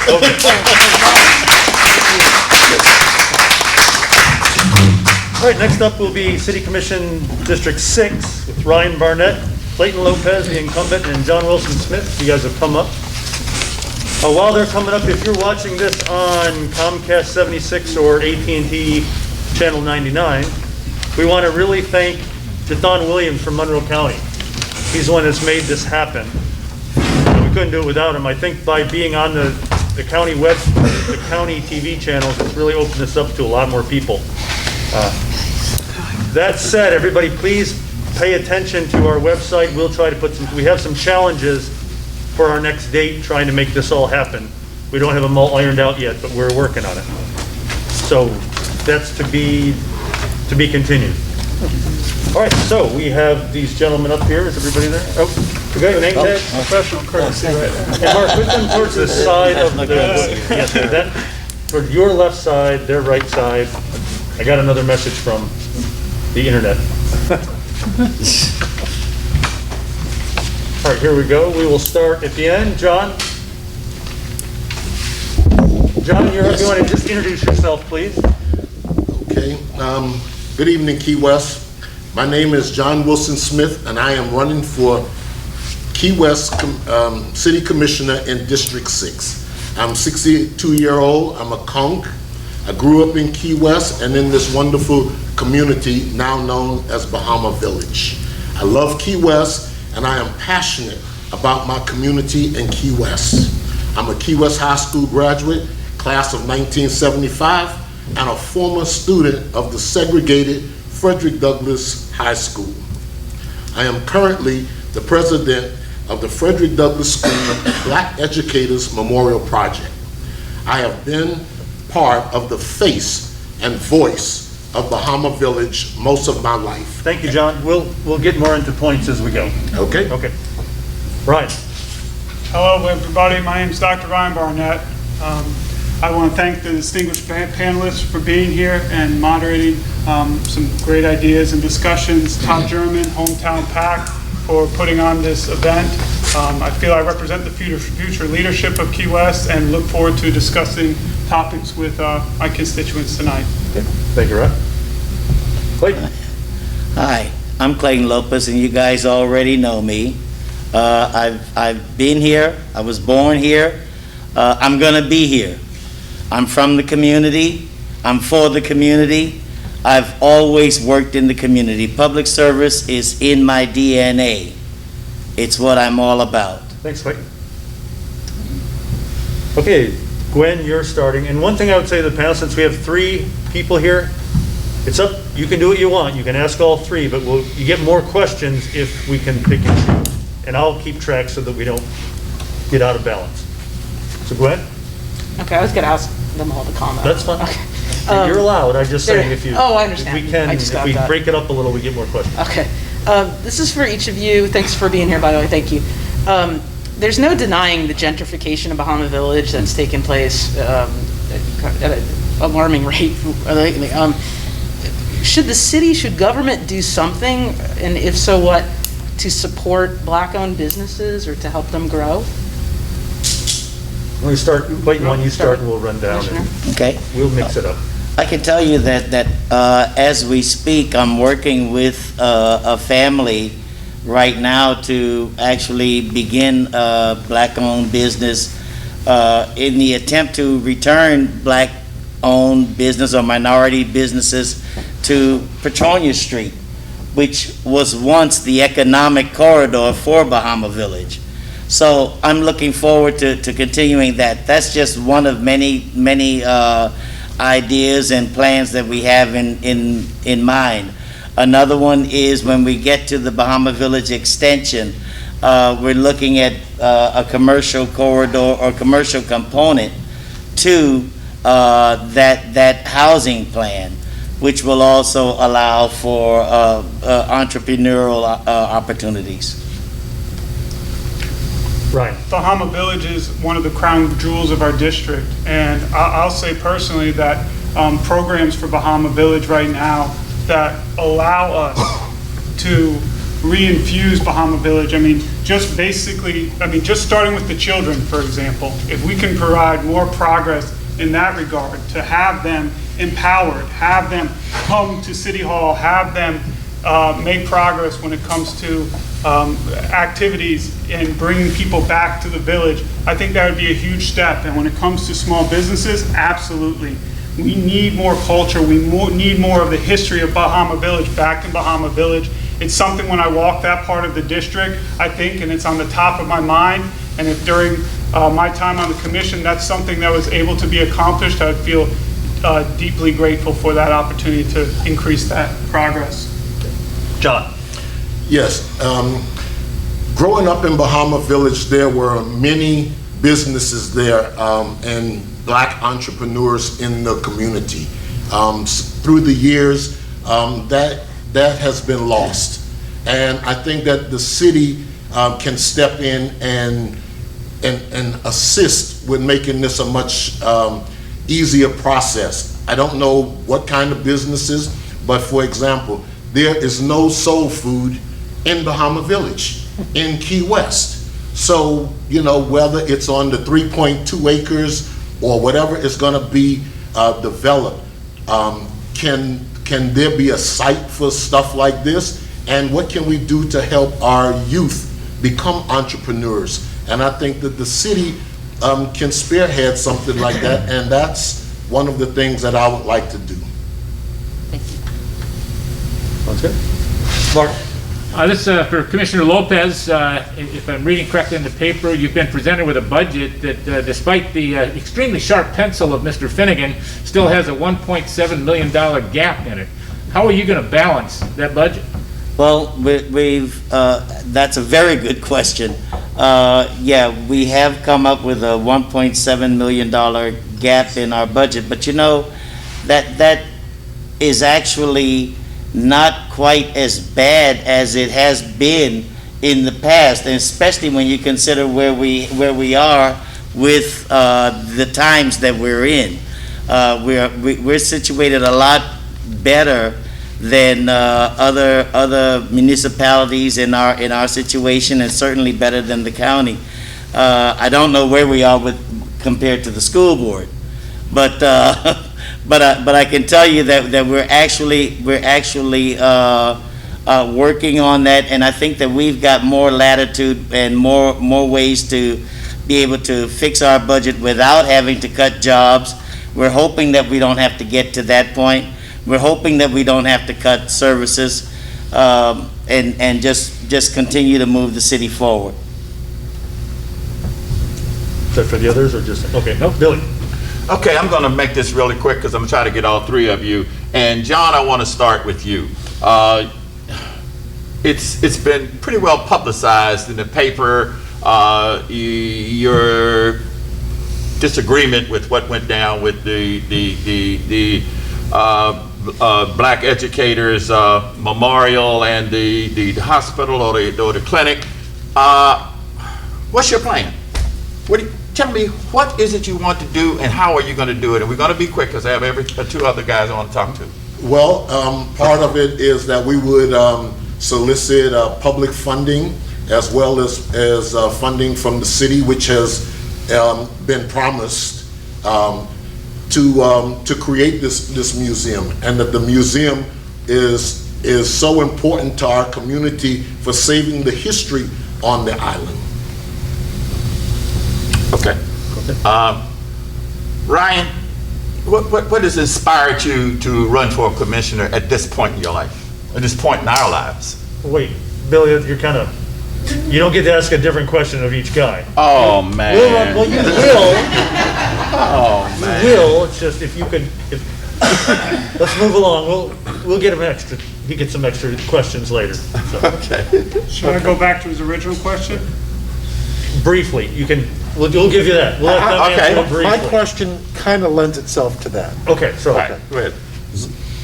Yeah, I would actually. Some comments on that little thing that John was talking about. Yeah, I would pivot away from what John was saying, and to me, if we're going to grow a new humanity, it starts with our youth and the mental health of our youth and the resources of our youth. And Bahama Village has many different opportunities, whether it be rooms available in the MLK Center or behind Douglas Gym for activity centers, cultural and arts, to support a similar project.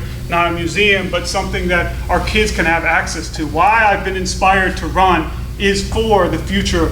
I have a kid on the way myself, and I want, just like me, being able to come back to Key West because of programs. Billy has great with a positive step. I want programs to bring our kids back so that they can create a sustainable model and approach for our future. And for me, Bahama Village would be a big part of that project. Okay. Thanks, Ryan.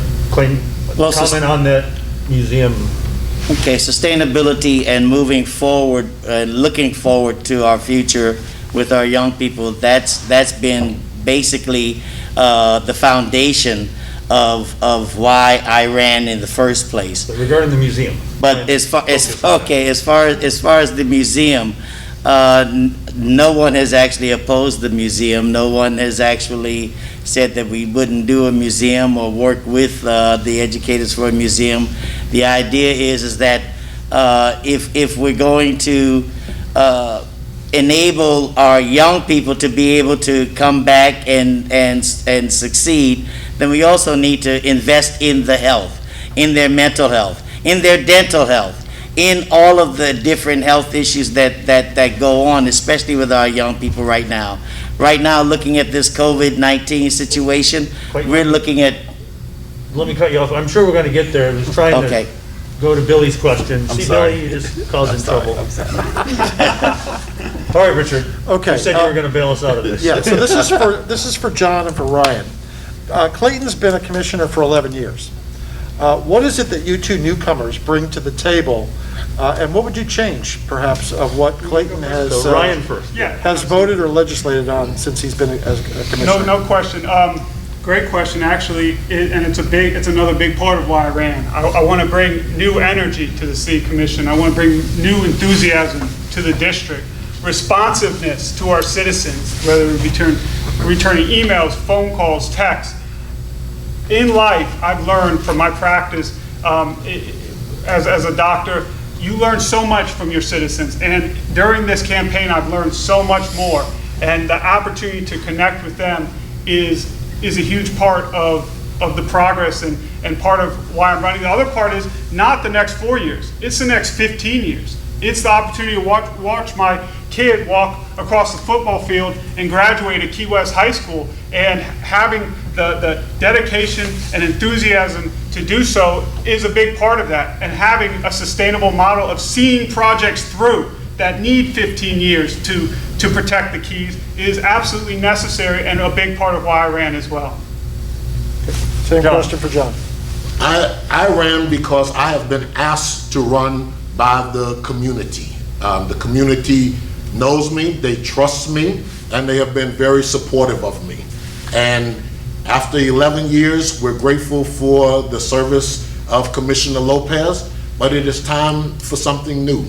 And I think that this is where we are, and this is what I bring to this platform and to the community.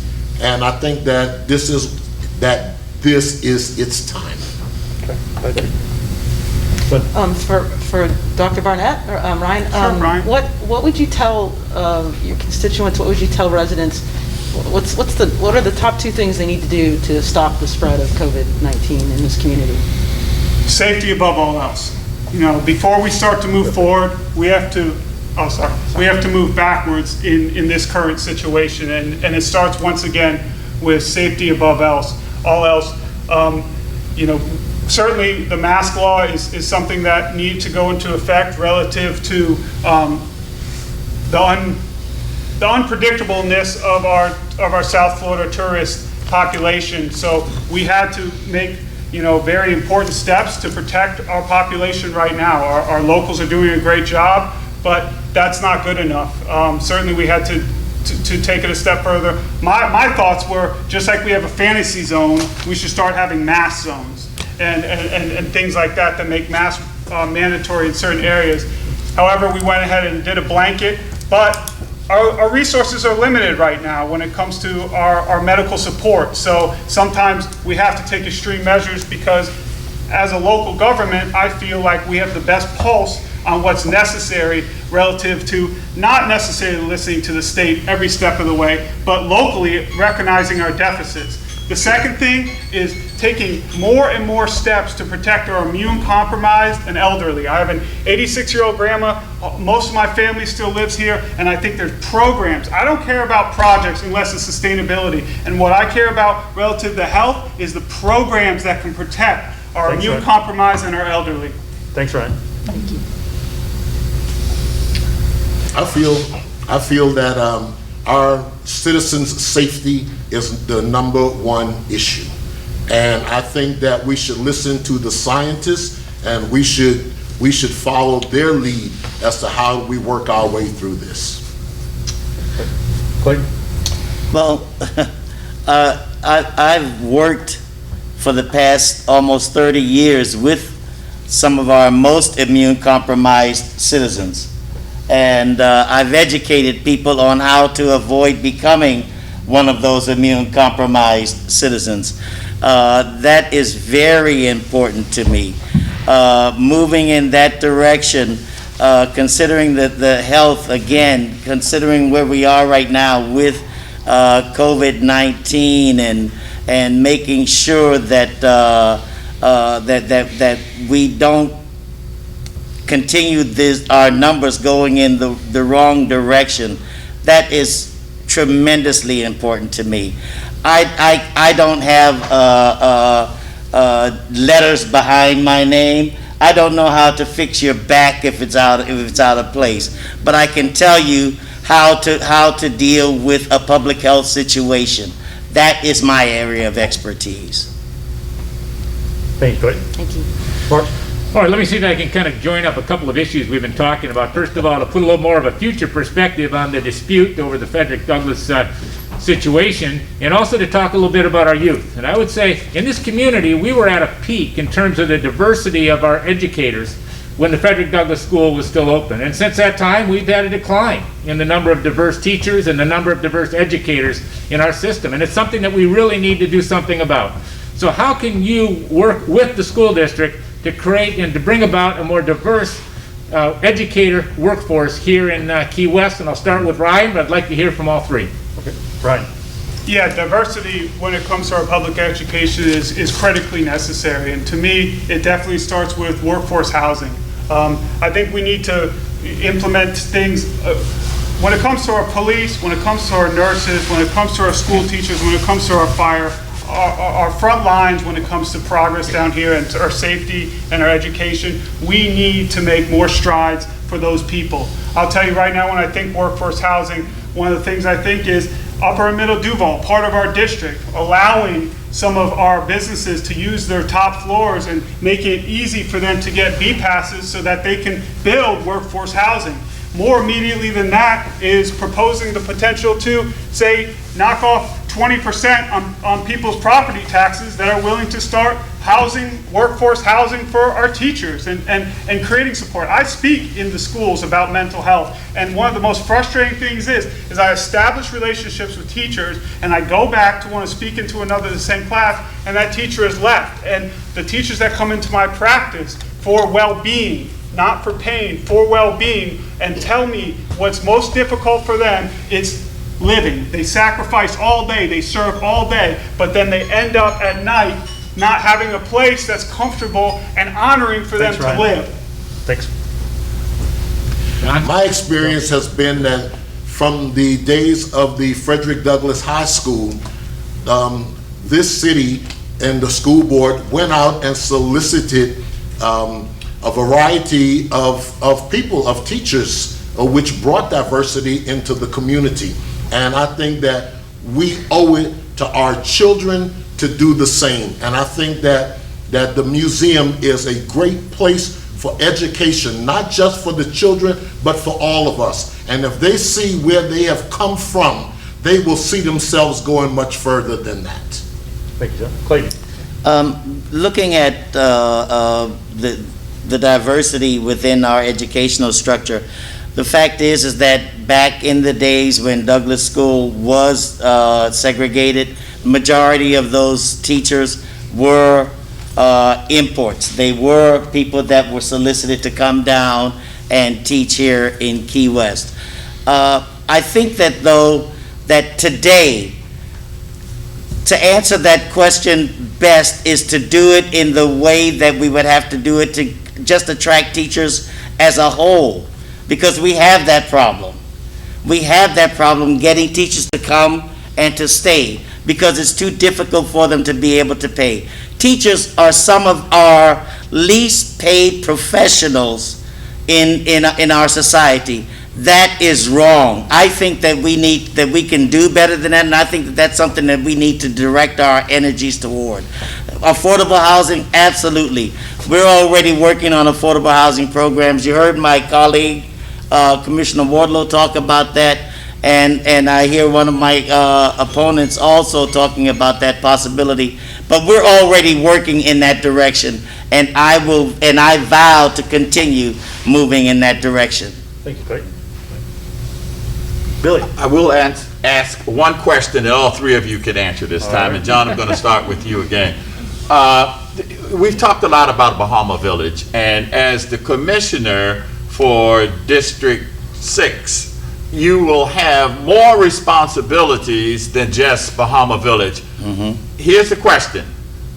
South Florida is about to be underwater, John. How are you going to be able to support the commission and the mayor to help us not be underwater? The rising sea level. Let me clarify that. Mr. Davis, in all honesty, I don't have the answers for that. Okay. But I am surrounded by smart and intelligent people that will come forth with answers, and I will also respect the voted elected officials, their decisions, and collectively we will come to a solution on that. Okay. Clayton, Right. no, Clayton, we got to mix it up a little. Okay, I'm sorry. Clayton. Perfectly fine, yes. One of the things that I'm blessed to have is the endorsement of and support of elected officials from our own Key West all the way up to Washington. So I'm pleased to have that, and we've actually been moving in that direction. We now currently are installing tide water valves in certain areas that are low in our city. Unfortunately, Key West geographically is in a situation where we are in some places 3 feet or less above sea level. So there's going to have to take some elevation. That's going to mean homes. That's going to mean our roads. That's going to mean a whole lot of stuff. And none of this is going to be a quick fix. None of this is going to happen right away. It may not happen before we start seeing the tides start. In fact, we're already starting to see the tides rise, but we are working in that direction already. Thank you, Clayton. Ryan, same question. Sustainability is a huge issue for me. I'll tell you, even the last 15 years, I've been watching this happen and nothing be done about it at the accelerated rate that's necessary. It will be top on my mind every single day because, once again, I want to see my son walk across the football field. And if that means tomorrow putting a tax on a bed tax, or when the cruise ships come back, putting extra tax on disembarkment fees, those are absolutely necessary to start taxing, putting money away now, every single day. If we are going to get to work with the federal government, well, we got to show up with money, and we got to flood-proof the keys, and we need to elevate the keys, and we need to take steps to protect the keys, because we're at that point. There is no more talking. It has to be action, and it has to be action in ways that we are singularly focused on taking care of this issue. And if we're not, then we're going to be on the outside looking in, and that's the last thing that I can tolerate relative to wanting to live here in Key West. Thank you, Ryan. Richard. Okay, this is going to be a little bit of a lightning response round, okay? Does Key West have the right balance of tourism currently today, and what would you do to change it? We'll do Ryan first, then Clayton, and then John. Right balance of tourism. I think it's changing already. If the referendum for smaller, safer passes, then we're going from 1 million people disembarking every year on this island, or over 1 million people, to substantially less. And when that changes, there's going to be a reboot, and there's going to be a remix to our business district and to the workforce that lives here. And so we have to take this one step at a time. And right now, we have to see what happens to that situation. What I'd love to see is the old Key West, where when I was a kid, the dollar got circulated 4, 5, 6 times in between hands before it left the island. Right now, it's probably 1 or 2 before it goes away relative to a corporate interest. So if we can make more sustainable economic improvements as the amount of tourists decrease, then I think that would be a major win relative to a more sustainable Key West. Clayton. That is a lightning question, because the truth is that when you look at the right mix of tourists, there's so many things to take into consideration there. Are we talking about economically Are you talking about international tourism? Are you talking about those domestic tourists? There's so many different things to look at there. If you're looking at economics, I would have to say that we're seeing a vast array of different income levels, and of course, they patronize different levels of businesses within our community. If you're looking at international tourists, then of course, I'm going to say that a lot of their businesses would probably be down on Duval Street, because they're looking for things that they can take back home and say, hey, look what I got from Key West. I don't know that anyone can actually say, I haven't gotten those numbers from the chamber or anything like that, as far as what our actual numbers and demographics are with respect to our tourist mix is. Okay. John? I have had this question come up, and they were saying to me, what about who you market to come to Key West? Because I have seen the markets change through the years, and if people feel welcomed here, and the one human family includes everyone, like Black Lives Matter, then you will have a diversity of people coming to Key West, because I've hardly met anyone that says I don't like Key West. So if you make it welcoming to them, and that's who you market, we will see minorities and others come into Key West, which will increase the diversity. Thank you, John. Okay, I said we were going to be done early. I was wrong. But we have a hard stop in 10 minutes, because we're going to go off the air. But if you guys can get a question each and a closing statement in the next 9 minutes, we can make this happen. So Gwen, let's do. I just have a yes or no. Okay, I have a yes or no. that would be great. And this is a yes or no question, okay, In y'all? theory, Like, yeah. let's keep it yes or no.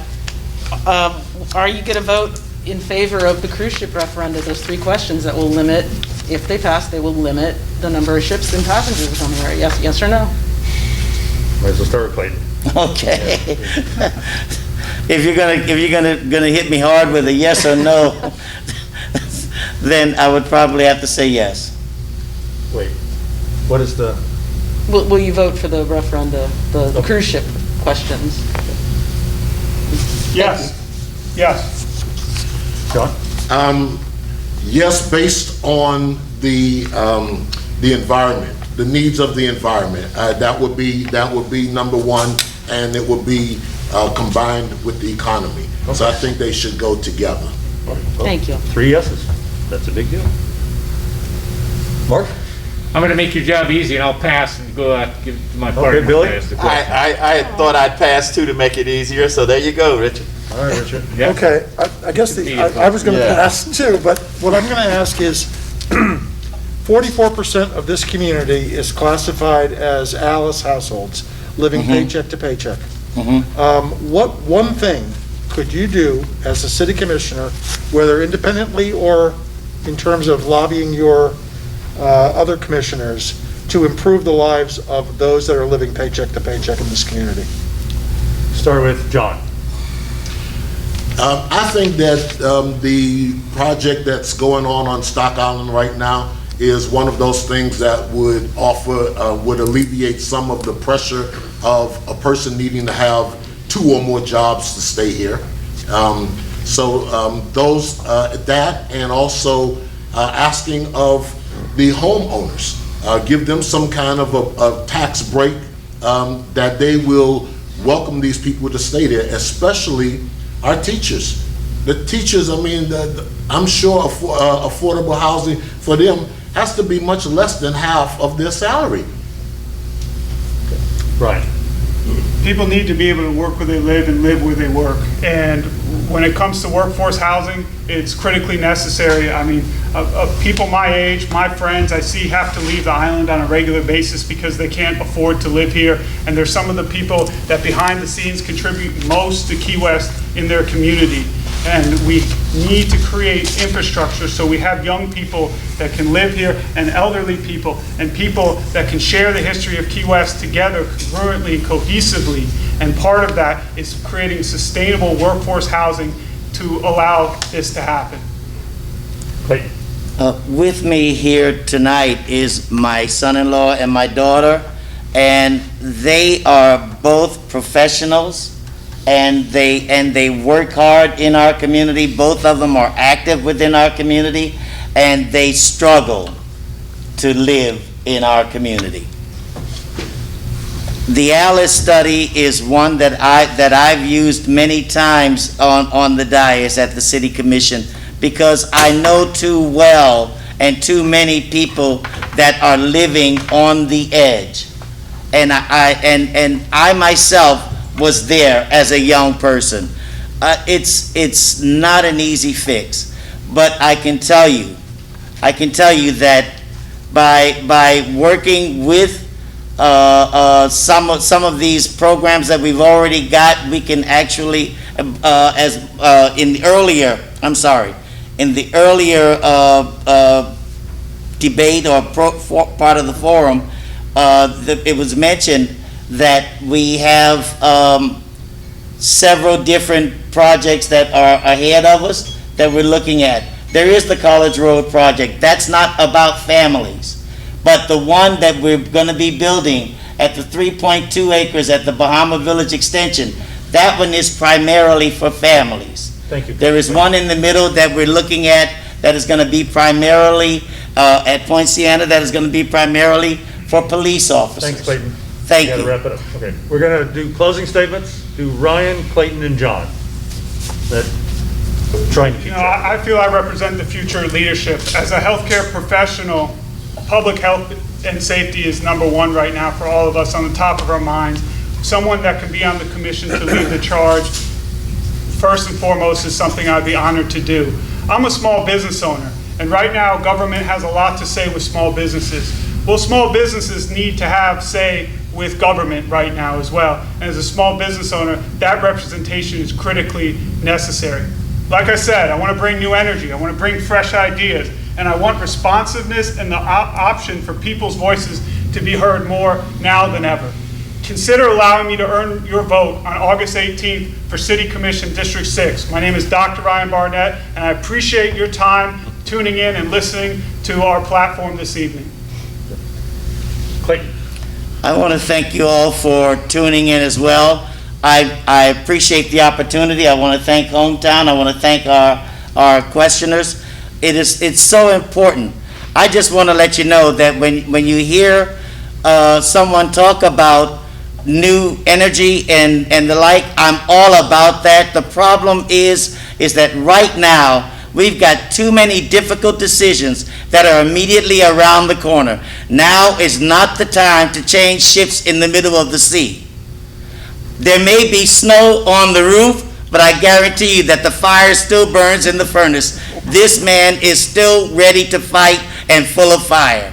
I'm Clayton Lopez. Vote for me on August 18th. Thank you for that visual, Clayton. John. I am not a politician. I am you. And I will work towards unity and healing our community to achieve the one human family slogan and the onward, forward, upward, and together, and have it include everyone. It's time for a change, and I will represent that change and diversity. A voice for all. Thank you for giving me the opportunity. Thank you for your vote. Thank you for your time. And I sincerely look forward to becoming the next District 6 Commissioner. Thank you. Thank you, guys. Thank you. Okay,